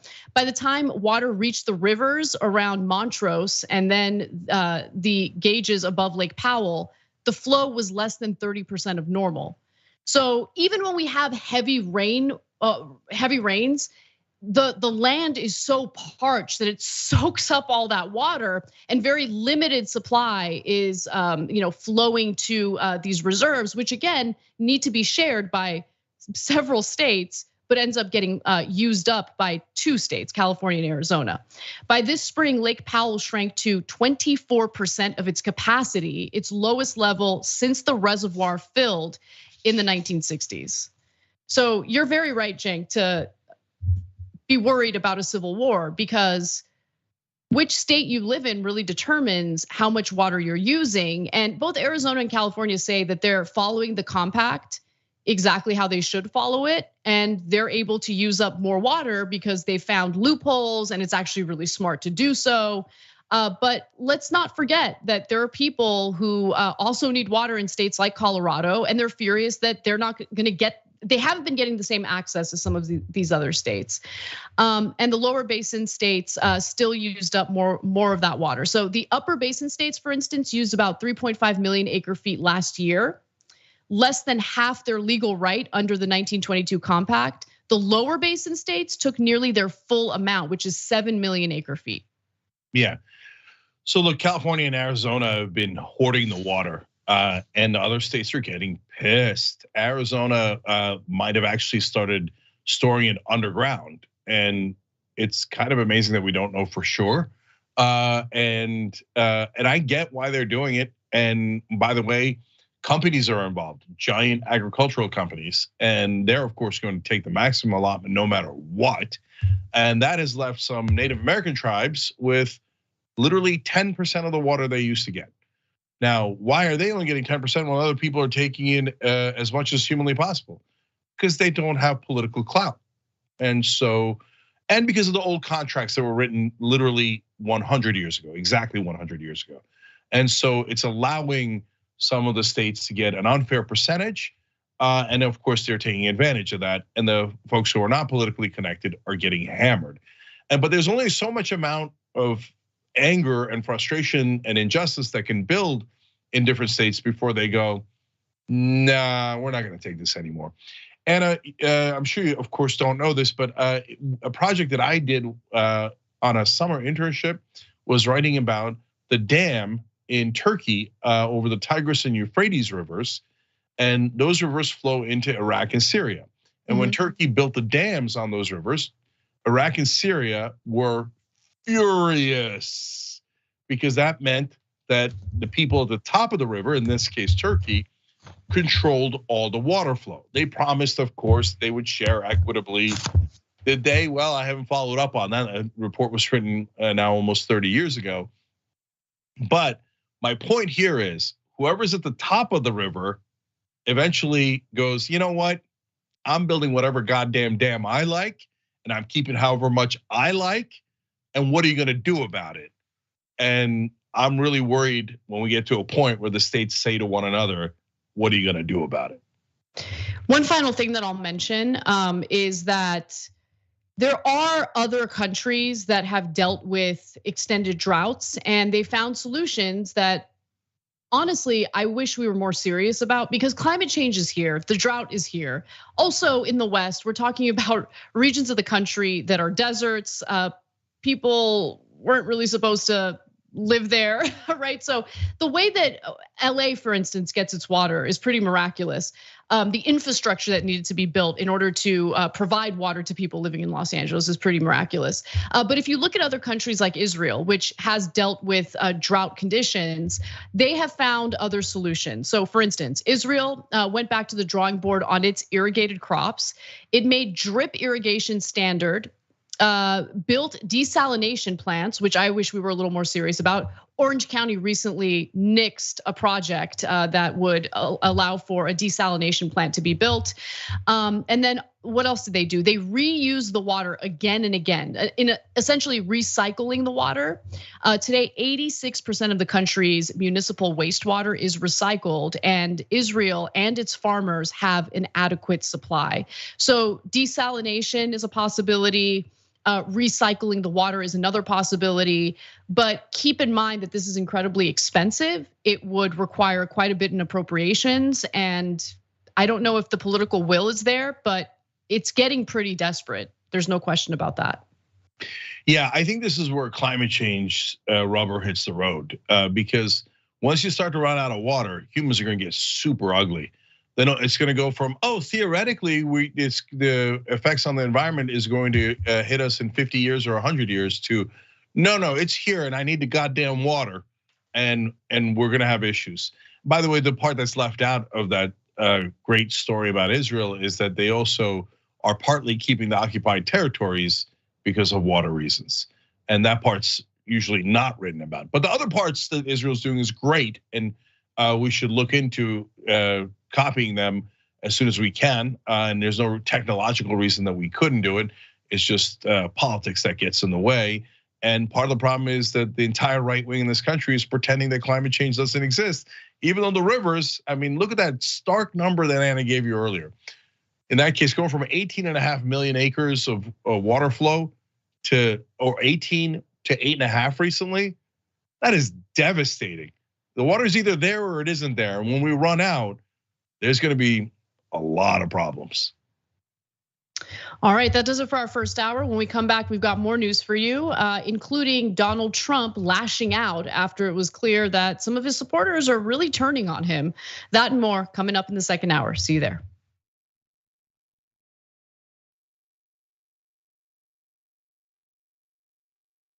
You know what the progressive movement needs? It needs a little energy, a little pizzazz, maybe a little caffeine. Oh, coffee. But what if it was too strong coffee? Yes, new twostrongcoffee.com/TYT. Look, this helps progressive causes. It's also organic and fair trade, so you've got peace of mind that it was done right, and it happens to taste great. So check it out right now at twostrongcoffee.com/TYT. That's 300 million, that's a pretty good number, Well, that's the size of the US population. You know what our next target is? The size of the entire world. We just crossed 5 billion views on YouTube. I mean, imagine 10 years ago thinking one day. We looked at you like, are you nuts? Young Turks has just passed another milestone. 20 billion views. Damn. All right, lots of comments. You guys are the best. I'm gonna read a few comments from our members. Mr. Methuselah says on YouTube, super chat, thanks for all the important work you do for TYT for the movement. Do you know who had the first super chat when I got back from vacation? You won't be surprised to find out. Billy B. Taylor. What do you know? Billy says, rejoice, for Dragon Daddy has returned. This question sent to us by Izzy Sanchez Jr. Is it me or is Meghan McCain talking as fast as Ben Shapiro? Is that the way the right tries to look smart and intellectual? Well, yes. Michael Nathan writes it on Twitter. Did Anna choose Cenk's outfit today? I'm sure it wasn't Cenk himself. Man Bun Jenkins Skinny Jeans says, so now Anna has pointed out, okay, that's just handled. T. Joyce, 1971, saying Donald Trump is good at pulling out of things, NAFTA, the Iran deal, NATO. It's just too bad Fred Trump didn't.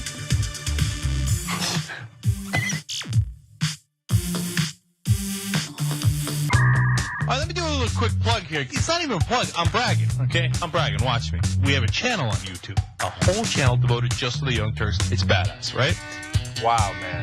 I can see the void. You guys are rock stars. Unbelievable. Senator Sanders, welcome to Rebel Headquarters. Man, you guys are amazing. We gave you what you wanted. Okay. Speaking of shirts. I have a surprise. You reached a lot of people. You are the Young Turks. And we have spread that progressive message wide and far. Let's keep it going.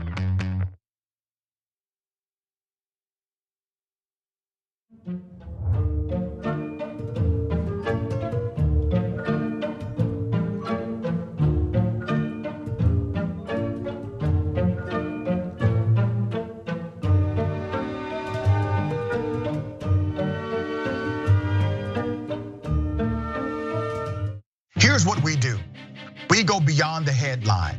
We are willing to engage in transparent conversations with those who do not think like me. We also make sure that you know what's happening not only nationally, but in your local area. Make sure you tune in to Indisputable with Dr. Rashad Ritchie, Monday through Friday, 2:30 p.m. Eastern Time, 11:30 a.m. Pacific Time. Cool news, shoptyt.com now has books. There's a whole bunch of books there. you're gonna be shocked to find out that they're largely progressive. Of course! Ryan Grimm's book, We've Got People, is there. It's a fantastic story from Jesse Jackson to Bernie Sanders to AOC that explains the progressive movement probably better than any book I've ever read. Speaking of awesome books, my dad's got a book out called The Original Young Turk, where he goes from the poorest olive farmer you ever met in your life to living the American dream. My brain is still in recovery mode from taking in so many high-level important ideas.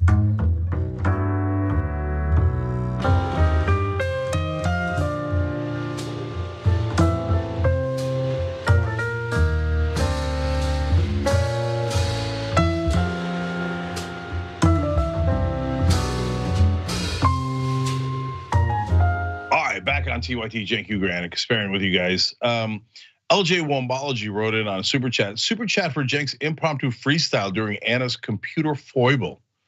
Well, look, I'm not saying that I was a bit of an American hero picking up the ball there, but I mean, some people are talking about it in the streets. What can I do? Do you guys understand the level of panic that I feel when that happens? I mean, I broke my phone, slammed it, because I was so pissed. I mean, yeah, bad. It was bad. But thank you, Cenk. You did save the day. I should just know that I can lean on you and not freak out. But I did. I freaked out anyway. Been there, sister. It's called Election Night 2022. Look into it. I was there. Mad. I was there. Anyways, all right. Let's keep it going though. All right. So this piece is incredible. So. Is Dave Rubin really a conservative, or is he a grifter who just caters to conservatives for profit? That was the real question that was asked in a lengthy Quillette piece that was written recently by Ross Anderson. And I think it's worth discussing because there were so many different themes within this lengthy piece that make me reflect on media and also makes me question why anyone would really think that Dave Rubin has any real political identity. But let me give you a few excerpts and you guys can decide for yourselves. He writes, it's tempting to explain Rubin's motives as nakedly mercenary and to dismiss him as nothing more than a cynical grifter. This is the view held by Cenk Uygur, who tells me that Rubin has no values, just opinions for hire. Several comedians I spoke to who saw his lust for fame on the cold streets of New York agreed. I don't, he writes. Now, he follows that paragraph up with the following. Rubin is in no meaningful sense a conservative and admitted as much to Bill Maher.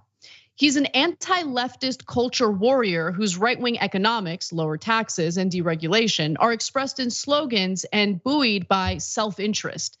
But from his Zionism to his interest in gay issues, Rubin's politics have always been primarily personal. So I think that very last sentence, Cenk, is accurate because it is personal. In his mind, like he's fluid in his political identity depending on what's more advantageous for him in any given moment. Now, the statement about his Zionism is fascinating because he had all sorts of anti-Semites on his show and didn't even bother to challenge them on their anti-Semitic comments. But I'm curious what you think. Yeah. I think that maybe we're the unique ones. We care about principles and ideology and what is right and wrong, facts. And by the way, sometimes the facts don't go in the way that you expected because of your ideology. You still got to be honest about the facts. So whereas I think a lot of people in media are like Dave Rubin, where they think, yeah, but how does it affect me? Okay, so in Dave's case, his parents met on a kibbutz or whatever, and he's been to Israel many times. So he cares a lot about being a right winger in Israel, for whatever it's worth. You know, Israel must be protected at all costs. And he was on our programming. This is the first time we got a hint of him being right wing when he talked about Israel. And he famously asked us to take out a portion of an interview where he basically said, yeah, it's okay to bomb a school full of children if it means protecting Israel. And so that's personal to him. I get it. And then if he feels like he's being attacked from the left, he's going to call that cancel culture, and he's going to hate that, and that's personal to him. But the biggest part that's personal to him is once he starts making money from a certain direction, he thinks, well, why the hell else? Why would I do anything else? That's where I'm buying these giant homes from. Of course, I'm going to go in that direction, whichever direction that is. And that's something hard for us to relate to because we care about facts and we're not just in it for personal gain. Now, remember when Dave did his notorious "Why I Left the Left" video for Prager, he didn't mention cancel culture or being scolded by the left. Like no one even cared to scold him. I mean, he didn't really ever say anything provocative or interesting anyway. So like the idea that the scolding is what like pushed him to the right is hilarious. It is self-interest. In fact, I think a really great example that's provided in this piece is how Dave Rubin came to be such an ardent Trump supporter. So Ross Anderson writes about how Dave has basically failed in where he really, really wanted his career to go, which was late night comedy. He wanted to be one of these late night comics. And he hustled like crazy in his 20s, according to Anderson. He was super enthusiastic about it, but he never made it. And so that seems to be like a chip on his shoulder type situation. And the one person who gave him the validation that he so desperately wanted was Donald Trump. And I didn't even know this stuff. Like, I gotta be honest with you guys, I have not been keeping up with like Dave Rubin stuff. So I knew that he kind of supported Trump, but I wasn't sure to what extent. Get a load of this though. According to Rubin and his husband, David Janet, when Trump learned that the two men were married during a dinner at Mar-a-Lago, he said, quote, "I want to shake your hands, that's just great." In that moment, Rubin, the gay former comic, who drank away the pain of his denied identity and never received the acclaim he hustled for, was recognized for who he was by the president of the United States, a Republican. Dining out in LA during the run-up to the 2020 election, Rubin abruptly exploded after a dining companion flippantly criticized Trump. His face reddening, he began slamming the table and ranting in defense of the president. That's one of the saddest things I've ever heard. That everything that Trump has done, it just gets erased the second he says something complimentary to Dave Rubin. Because for Dave Rubin, politics is about Dave Rubin. It's not about the country. It's not about making this a better place for Americans to live in, for kids to grow up in. It's about feeling validated and feeling like people in positions of power like him. And that's it, that's all it is. It's always self-serving. Yeah, Anna, I think that there's two themes throughout the article that I probably connect a lot of these, what we now call grifters, right? And so whether it's Dave Rubin or Jimmy Dore, the two things they're desperately seeking are validation and money. And so I'm gonna give you a quote from the article. And I'm not sure I even agree with the first part of it, but Ross Anderson wrote, "He's not stupid, but he has found that he needn't worry about being scrupulous or consistent, informed or nuanced, so simply doesn't bother." Okay, so in my experience with Dave, he was lazy. It was a problem that I had with him that was not ideological. It didn't get to the point where I thought, he needed to be fired over it, but he didn't much care about the material, right?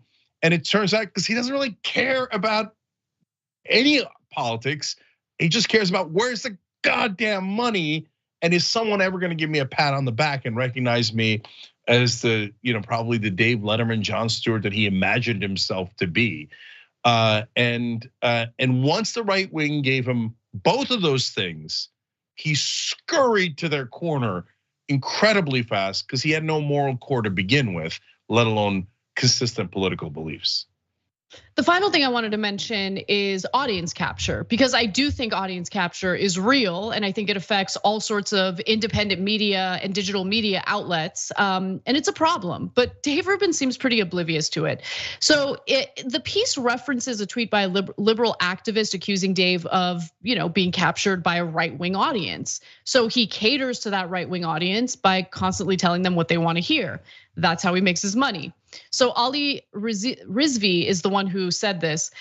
You go independent, build a Patreon following, giving you tens of thousands a month, build a studio, hire a staff, and then it turns out a huge chunk of your donations come from Trump supporters. What do? You're helpless. fully funded activism will always be compromised.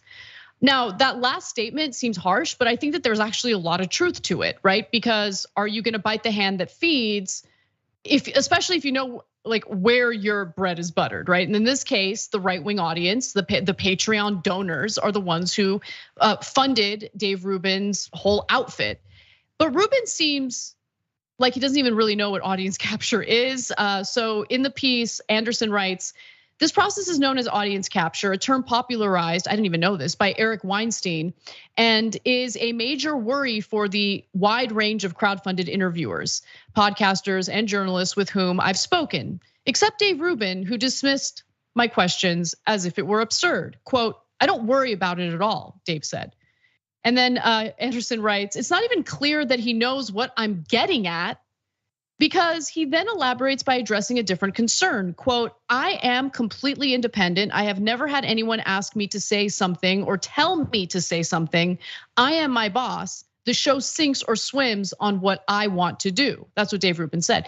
Yeah, but that would make sense if we're having a conversation about corporate sponsors, hitting up the executives at MSNBC to tell them, hey, this host is a problem because he or she is being critical of something that impacts our business, tell them to shut up. That's not what we're talking about here. We're specifically talking about, again, catering to a specific audience. In the case of Dave Rubin, a right-wing audience that will not take well to hearing things they don't want to hear. And by the way, I mean, we're not insulated from that either. We just don't fall victim to it because we're gonna say what we wanna say, right? So oftentimes we'll say things on the show, Cenk, that the audience doesn't like. Well, if you wanna be lied to, go somewhere else. But we're gonna tell you what our honest analysis is. It is what it is. Yeah, so when I talked to Ross Anderson, I talked to him about audience capture, and I told him like it's a real problem, and we're cognizant of it. And we see, for example, when I criticized Obama, we lost a lot of subscribers back in 2009, all the way back then, right? And we could have made the decision, respond by flattering Obama, and you'll get more viewers and more money. But we chose actively not to do that because we were in the news business. But a lot of people have made the opposite choice. But guys, in case you're thinking, well, he's got a $6 million house, it looks like down in Florida, and former NBA player's house. Maybe that's the right way to go. God damn it, that's a lot of money, right? Well, it always ends pathetically and tragically. So that's why I want to get to graphics 11 and 12 here. At the end of the piece, they tell you that, hey, he did move. He moved down to Florida where they have the Don't Say Gay bill. And that didn't work out that great for him because then he and his husband, Dave Janet, decided they were gonna have 2 kids from surrogates. And of course, the right wing hates the LGBTQ community. So they were furious and they lashed out at him in every conceivable way.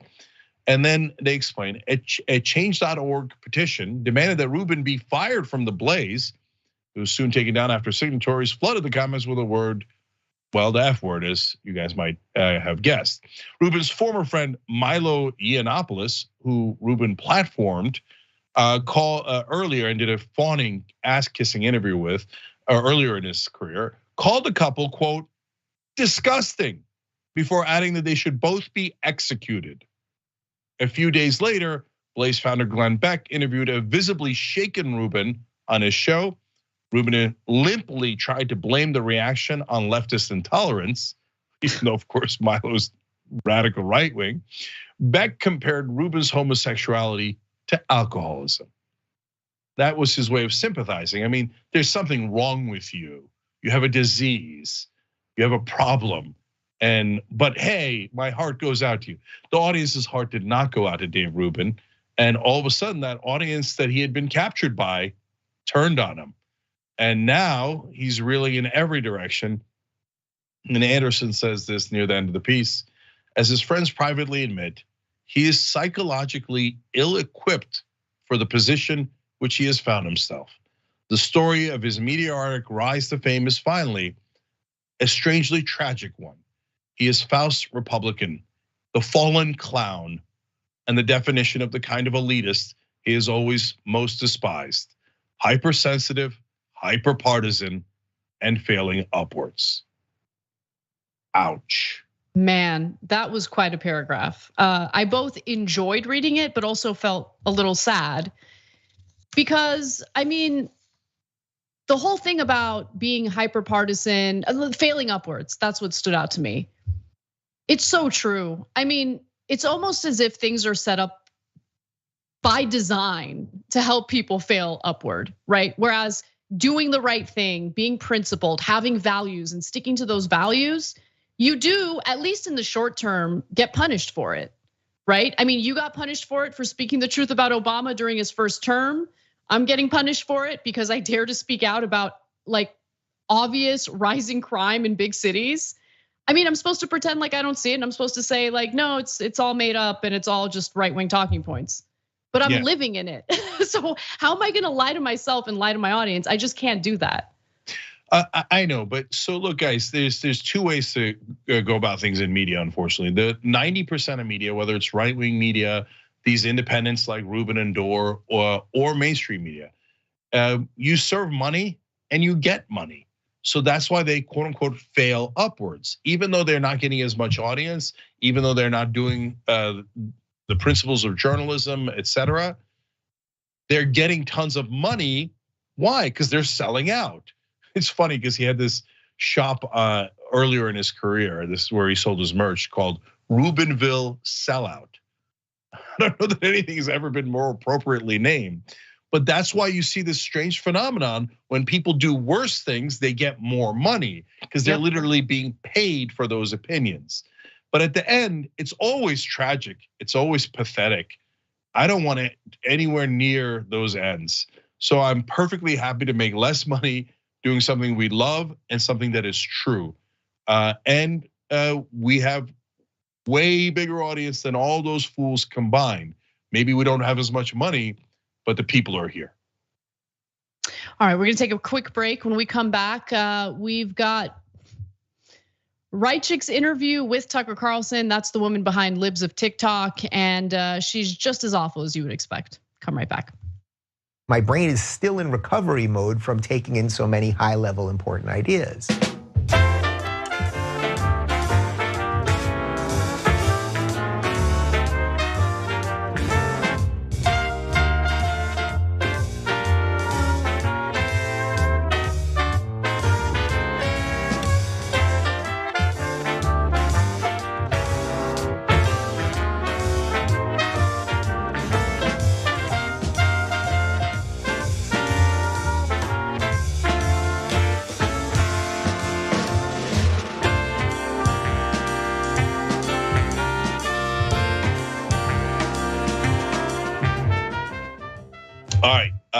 We're back. Let me read a bunch of YouTube member comments here first. Martin Winans wrote in, let's super chat to get Anna a robust phone. She's actually doing it on her laptop. And we're trying, it's the internet connection more than anything else. And guys, if you wonder why we have issues when CNN doesn't, it's called redundancies. And they're really expensive. And they have backups on top of backups that they can afford. Because this year they're firing tons of people because they only made $1 billion in profit, not revenue, profit, instead of the 1.1 billion that they were expecting. So when you have that kind of money, you get to buy redundancies. For us, we need the members. And we're happy to get it on with kind of a half redundancy. So, but anyway, Martin, we love you for it. Jonah Martin wrote in, conservative means that you're trying to conserve the status quo, the way things are. There's no one who's truly conservative in principle in media. Well, actually, Jonah, I don't know about that. I think the mainstream media loves the status quo. And I think they are, ironically, the conservative ones. Calling them liberal has been a great trick by the right wing. Although conservative media now weirdly is not protecting the status quo, they're trying to get negative change in the country, to go backwards to racism, bigotry, homophobia, etc. Valiant Orion says, I know the technical difficulties can be frustrating, but I want you guys to know you're still my favorite news show. We appreciate that. Mark Davis just writes in, Taco Tuesday and TYT, exclamation point. Nomadic Dragon's been with us for 14 months. We appreciate it. Anthony McClendon says, hi, Jake and Anna. I hope you enjoy the holiday. My one question about Santos is, whatever happened to Oppo Research? Seems like somebody missed a chance to save a Democratic House seat. Oh, well. Well, you're right. But Anthony, the reason why they only do that these days, I'm not kidding or exaggerating. It seems that they only do it these days in primaries where they're running as progressives. Then they will do Oppo research to no end. They will find half a comment that Killer Mike said in a town hall and attribute it to Nina Turner, and then pretend to have Clyburn get upset, and then that triggers millions of dollars in PAC money, etc. Right? But when they go against Republicans, lions turn into lambs, and Charlie Crist can't find a way to attack DeSantis or Rick Scott or anyone else, and they let these loser, lying corporate Republicans walk all over them. It's almost like it's a rigged game. All right, well, either way, corporations win and the donors win. Michael Norris wrote in on Super Chat, yes, TYT is back. Well, happy birthday to me. No, literally, it is my birthday. Hope everyone had a great Christmas. Well, Michael, and by the way, Jesus, happy birthday to you both. We missed Jesus by a couple of days, but we had a great Christmas here at home. Cat67 Cat says you have to look at the district that Santos ran for. The lies were directed at that community. That is very likely right, and something that I mentioned in the comment in the story. Lars Nilsson writes in tips for next year. Anna should do a DIY segment 1 to 2 times a month where she can give tips on interior design and carpentry, so she might be a little less salty next year. I already like it.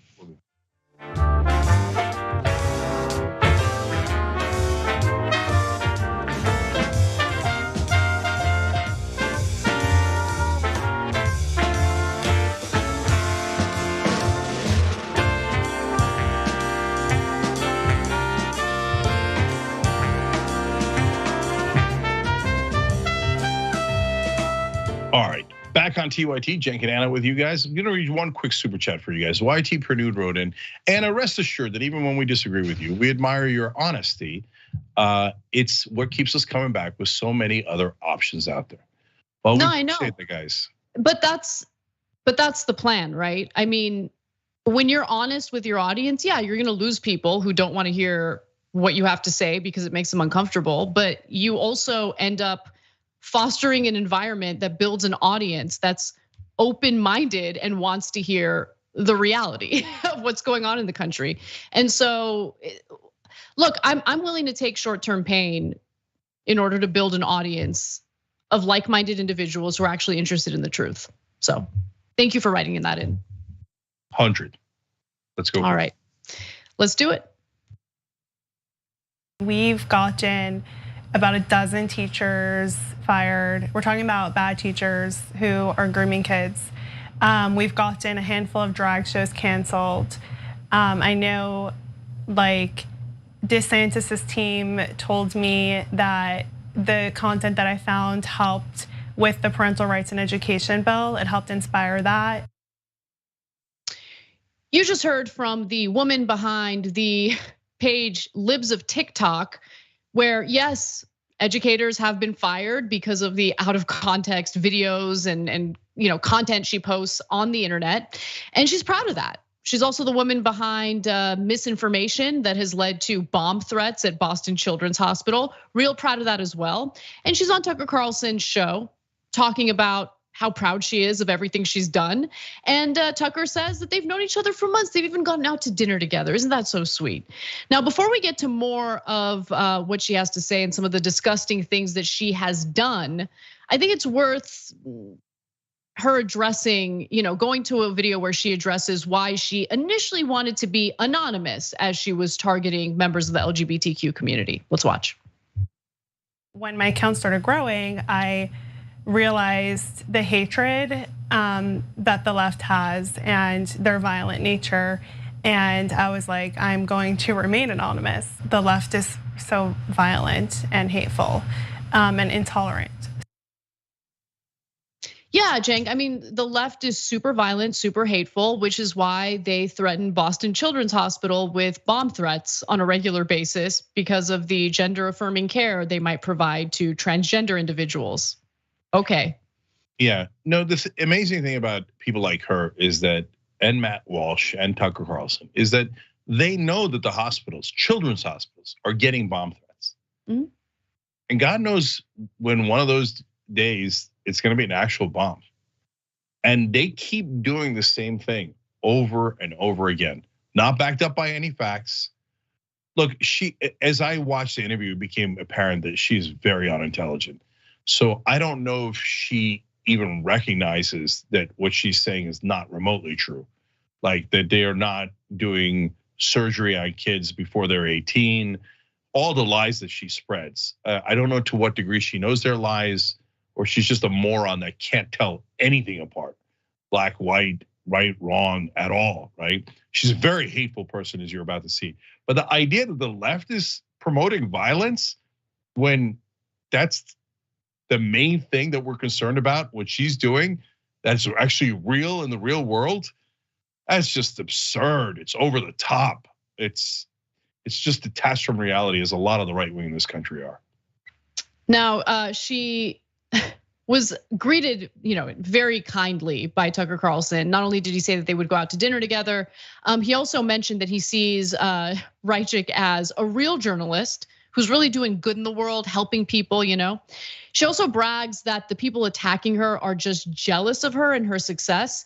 And I think that's a telling portion of the interview, Cenk, because I think if anything, once you have gone from being an anonymous private citizen who dabbles in real estate to a public figure who might be making some money off this, I don't know, but she certainly has a lot of popularity with the right wing, you're gonna do whatever you can to justify the behavior you're engaging in. And so I feel like I sensed a lot of that while watching this interview, where she wants to feel good about what she's doing, and she just keeps telling herself, like, I'm really helping people, That's what I care about here. I'm really helping people.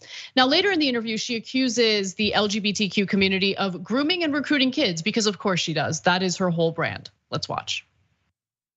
The LGBTQ community has become this cult, and it's so captivating. And it pulls people in so strongly, unlike anything we've ever seen. And they brainwash people to join, and they convince them of all of these things. We discuss like why this is happening, what's happening, and whatever. And I think sometimes the simplest answer is like, they're just evil. They're bad people. They're just evil people. And they want to groom kids. Yeah. They're recruiting. Okay, but finish that thought. Recruiting for what? Right? Like nothing she says makes sense. So she's telling us that the LGBTQ community, like the gay agenda, the transgender agenda, is to persuade minors to change their gender.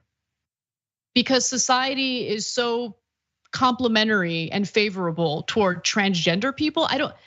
Does she not understand the kind of torture transgender people go through in this country and around the world, really? How difficult that is? Is she aware of the prevalence of suicide among transgender people? I like the idea that it's just a lifestyle choice. And there's this shadowy group of LGBTQ figures who are trying to convince kids to be part of this lifestyle choice. It's not a freaking lifestyle choice. What do we do? I mean, what do we do with people like this? I don't even really know what to say about this. She's gonna keep pushing this disgusting propaganda. I mean, remember she totally took Congresswoman Katie Porter out of context and lied about what she said in a video. We covered that fairly recently on the show. She's not an honest person. And yeah. Look, I know what to do about it. One is adamantly, forcefully tell the truth. So she just called all gay people there evil. Yep. That is bigotry defined. She pushes hatred for a living, so that this is what she does 24/7. Puts out hate into the world. You should hate gay people. You should hate people in the LGBTQ community. She said it's a part of an agenda. They're all groomers. Grooming for what? In case you're unfamiliar with how evil the right wing is in this country now, they're saying that everyone who's gay is grooming kids to have sex with them. They're all pedophiles. She's disgusting. So look, this is what the worst people in the history of the world have said. And I want to make it really important distinction here, guys. So if you're confused by the growing number of non-binary kids, and you think, oh my God, we didn't used to have, I thought we didn't have any transgender folks, but now it seems like there's so many, what's going on here? I get it, you're confused by change, it's okay. And so saying that you don't understand or you're wondering what the phenomenon is, that's fine, okay? And there is a phenomenon. It's a cultural awakening where people are saying it's not wrong to be gay, so or non-binary or transgender or anything else in that spectrum.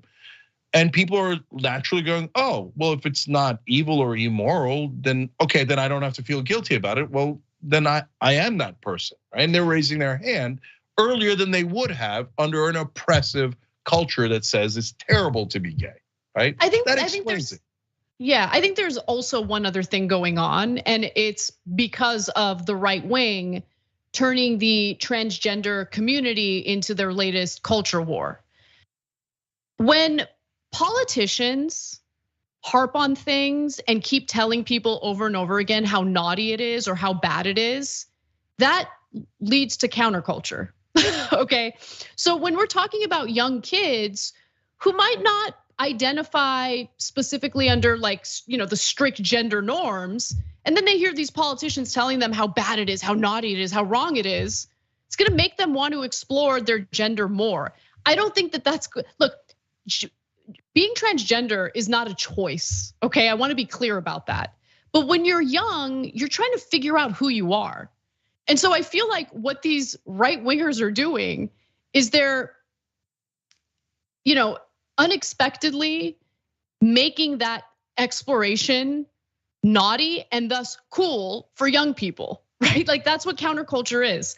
So do I think that there's like a huge influx of transgender people? No, I think people who had always identified as transgender now feel a little more comfortable coming out, to your point, Cenk. But in terms of people questioning their own gender identity, I just feel like politicians and right wingers making it seem so taboo and so naughty makes it more appealing to young people to really question what their gender is or what gender identity they have. Do you get what I'm saying? No, I do. But we have to be clear and fight back anyway. So like, of course. Right? I mean, I didn't say that we shouldn't. And we've been talking about this nonstop for a long time now. And so, I think that there's a twist here, which is that in a sense, right-wing media is becoming more honest. They're just saying the things they've always thought. Did Tucker Carlson always hate gay people and thought they were evil? Of course.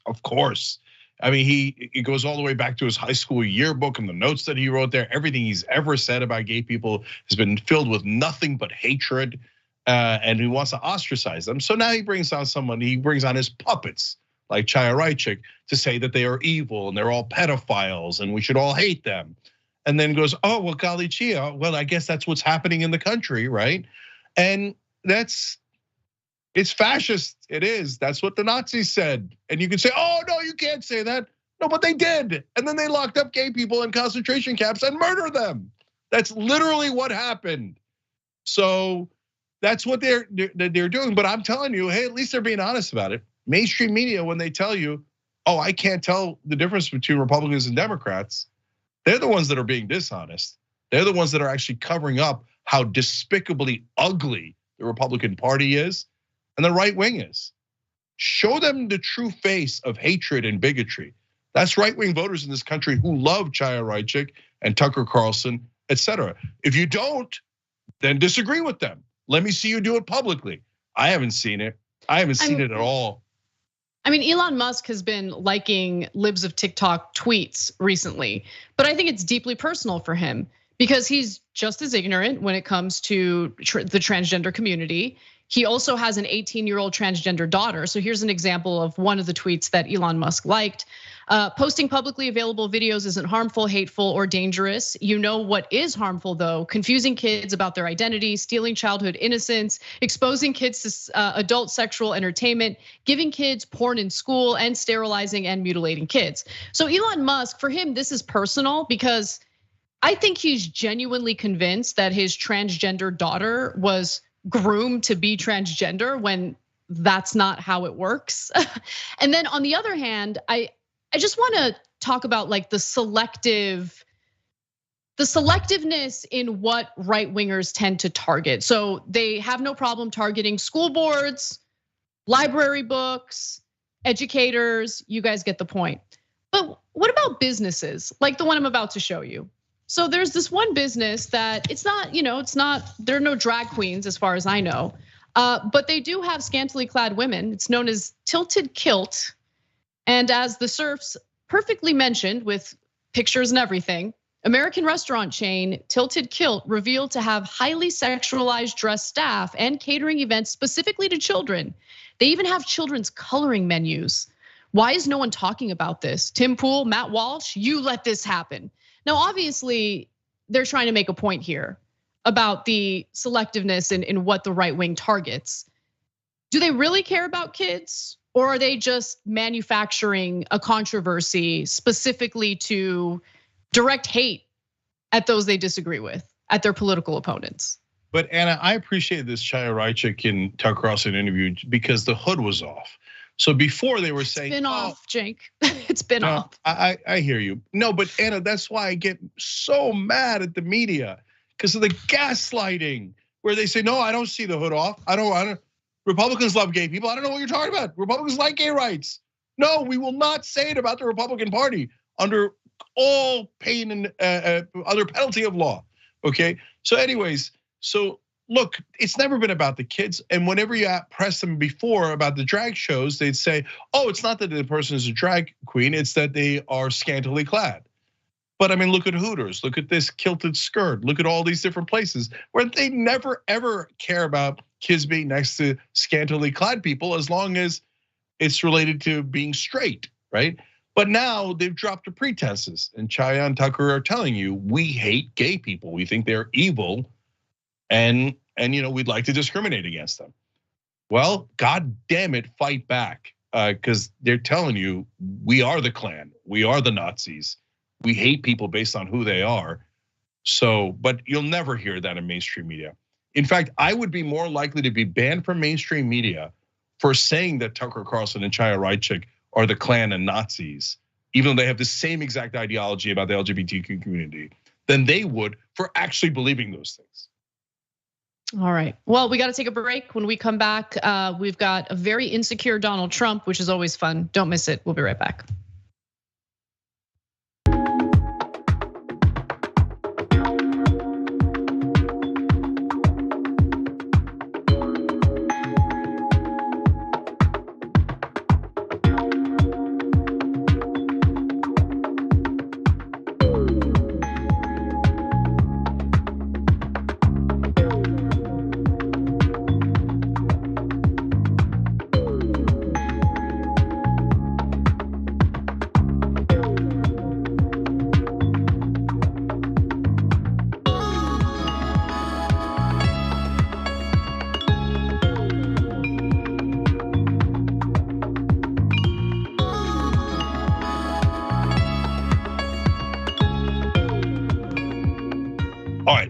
So look, I got to tell you about a bunch of things. 30% off winter collection at shoptyt.com.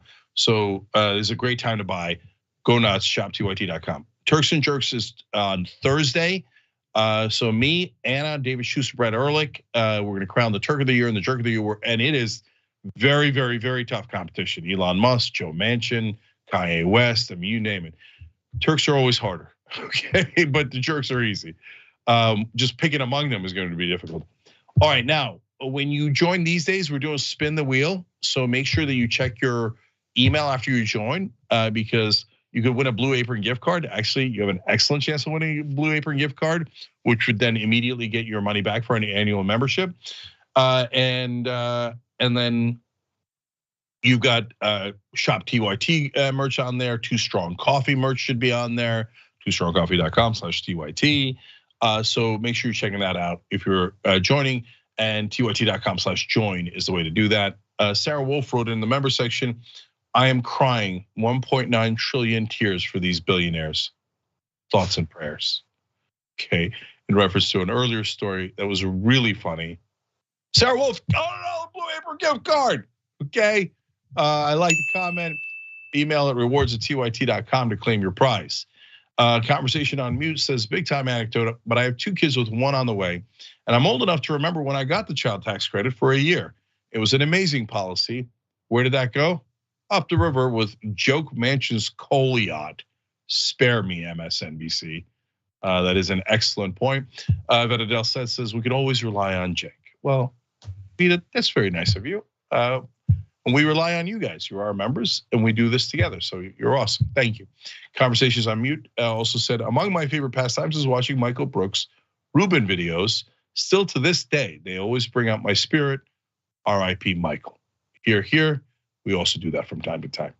Mr. Dean, I think St. Louis 40 writes in, I joined today. Great show, Anna and Cenk. Oh, that's awesome. Thank you for joining today. Louis Cypher says both Jimmy and Dave are failed stand-ups. I see a pattern. People desperately looking for validation. Okay. Anyways, Dutch Antifa Dragon says on Twitch, 2 years proud TYT member. Thanks TYT crew for all the work you do in keeping a Dutch girl informed.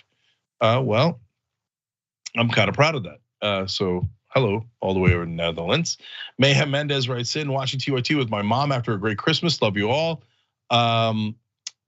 Atomic Elbow says, I'm still vicariously hurt that Rubin hurt his then good friend Anna.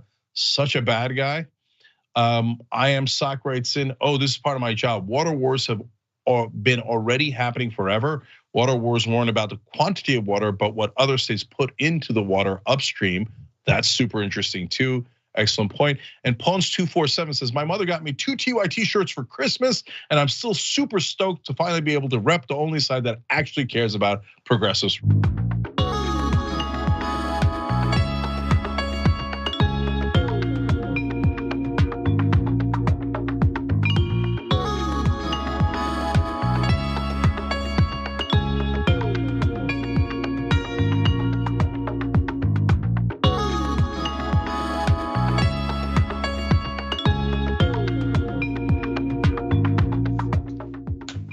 All right, back on TYT, Cenk and Anna with you guys, but also Aaron Jackson Hill, they just joined. So thank you for joining, we appreciate it. They hit the join button below. If you're watching the video on YouTube, everyone else, tyt.com/join. And if you do join, actually, even if you don't join, I wanted to let you guys, all the entire audience know, somebody was just writing in about how they got 2 TYT shirts, their mom got it for them. They're psyched about repping our side, and we appreciate that. 30% off of winter gear right now, shoptyt.com, so it's a good time to buy. All right, Casper, what's next? Let's talk about Trump raging at the reality of his situation. The magic is gone, according to an advisor. When you say the magic is gone, he's saying he's not gonna be able to get it back. And he is right now the only person running as a Republican for the 2024 the presidency in 2024. The difficult thing about a campaign that is just really about a personality, right, is that even if it were to be run in a really common sense way, it was really well run, would it really matter if the personality that the whole thing is built around, that the entire political movement is about, if that personality is not really on his game, if he's like lost his mojo in some way? Lost his mojo in some way. That was Olivia Nuzzi, who is a correspondent for New York Magazine, talking about her recent scathing piece on Donald Trump, where she quotes individuals in his innermost circle who do in fact think that Trump has lost his mojo and is currently running a failing campaign for president in 2024. Now, the piece did not sit well with Trump for obvious reasons. He doesn't like any negative coverage on anything he does, and he usually attacks immediately. And this is definitely no exception. But before we get into Trump's attacks toward New York Magazine and Nuzzi, why don't we talk a little bit about the piece itself? It's titled "The Final Campaign Inside Donald Trump's Sad, Lonely, Thirsty," great word, thirsty, broken, basically pretend run for re-election, which isn't to say he can't win. Okay, interesting. So Cenk, I'm gonna go to you right away, because before we get to Trump's reaction to it, do you think that's an accurate interpretation of what's happening? And again, this is based on people in his innermost circle. I think everything is driven by media.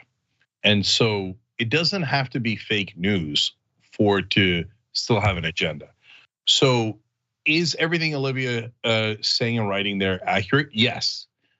Is Donald Trump thirsty and leaning towards crazy conspiracy theories and his desperation, et cetera? Yes. But let's be honest for a second. That's how he's always been. He was born thirsty. He bankrupted himself in Atlantic City because he wanted 3 different casinos to have the name Trump on it. He's a child. And he's always been everything that Nazi describes him to be. It's just now the media is painting it as pathetic loser. And so now all of a sudden they're saying that he's losing momentum and thereby creating the situation where he loses momentum. Now, if you're saying, but wait a minute, didn't the mainstream media always hate him? First of all, no. Before the 2016 election, they gave him enormous coverage and a lot of it was positive. Afterwards, they did attack him, but the right-wing media had his back. And no matter what happened, the right-wing media would tell you, no, whining like a little baby is what strong men do. Going bankrupt is what really smart businessmen do. And they would say these things in such a powerful gaslighting way that it worked completely. But now right-wing media has joined mainstream media in painting Trump as pathetic. So now he is. That's right. I think what really made the difference is right-wing media starting to promote Ron DeSantis rather than Donald Trump. Right-wing media being far more critical of Donald Trump's behavior lately. And you're seeing the impact of that in the polls. We've talked about several polls where the majority of Republican voters are now looking forward to voting for DeSantis as opposed to Donald Trump. And it's interesting, Cenk, I was just in Florida for the holidays and I was talking to people there about, what do you think about Trump versus DeSantis? I mean, you guys seem to really like DeSantis here in Florida. So would you want him to run for president? And they either love the idea of DeSantis running, they're exhausted by Donald Trump, they're sick of the drama, and they just want to get away from all of that and just have a Republican who doesn't have as big of a mouth, but still wants the same things. And then there were some Republicans in Florida I spoke to who said, no, we don't want to lose Ron DeSantis to national politics. We want to keep him here because we like him so much. Now, remember, Florida is a pretty red state. People still refer to it as purple, which I don't understand. It's a pretty red state at this point. So that's where the voters are coming from. But again, that's just anecdotal evidence. The real evidence is reflected in the polls that show Republican voters now wanting DeSantis over Trump. Now, in the piece that Nazi wrote, she also talks about I thought this was the funniest part. He's been kind of like cooped up, like bitterly cooped up in Mar-a-Lago for the past 28 days, like trying to escape the world, which I get it. Some more details. She explains that though his 2016 campaign gave him a platform to build his MAGA cult, his recent troubles, including January 6th, the election lies, multiple lawsuits, all these investigations have taken away from his public appeal. How many in his inner circle fear that Trump's campaign is weak and the ex-president is quickly losing influence with no possible way to get it back? Now many, not how many, now many are. Now, one advisor said this in the piece, quote, when he was in New York in 2016, the whole world was coming to him. Now we've got the Villages and it shows. Yeah, the Villages is a senior citizen center basically in Florida.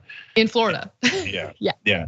And guys, the relevant part of this story is that like insiders have leaked about him 1,000 times over, right?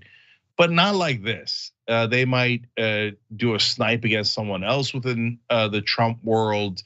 They might do a snipe, a small one to get a favor from a reporter, etc. But this is basically insiders, and he doesn't have that many of those left, turning to a reporter and saying, yeah, the guy's kind of pathetic now. And that one hurts. So here are a few other comments. An ex-Trump loyalist and former White House official. By the way, these guys, like, of course, they're giving anonymous comments, which is annoying. But this person says it feels like he's going through the motions because he said he would.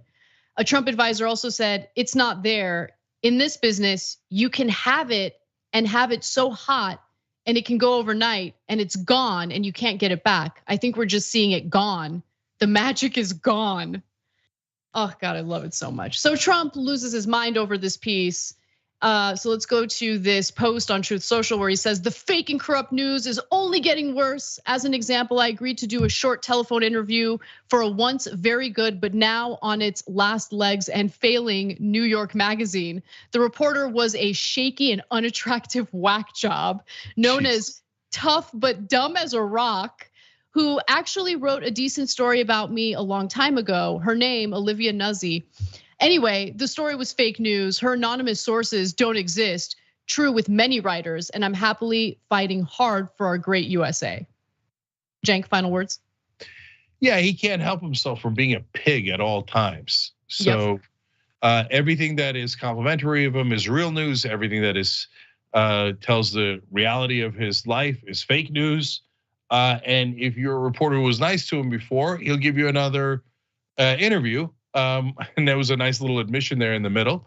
And then if you report honestly about his foibles, he'll say you're not attractive, because that's how he thinks. And by the way, all this time, the right wingers have loved that when he attacked women as unattractive. That was not a bug, that was the feature. They enjoy that part. The part they're not enjoying is him being a loser. And that's where right media's got him now. And it is going to be very hard to get out of that hole. And it's not magic, it's media. Well, he also called Nuzzi dumb as a rock, which right wingers typically don't have a problem with. But Nuzzi didn't like it. She didn't respond with words, but she did respond in a way that I appreciate. She just posted this picture featuring Donald Trump looking at the sun without protective glasses on. Because he's an idiot. That was during the eclipse. It's a great picture because everyone knew as soon as he came out into the patio that he was going to look at the sun when he shouldn't. Okay, and he did it anyway because he's a dumbass. Him calling someone dumb as a rock, the most ironic thing you could imagine. Yep. All right, bonus episode is next. We have a lot of great things to talk about, but you're gonna have to be a member to figure out what it is. tyt.com/join to become one, and we'll see you there.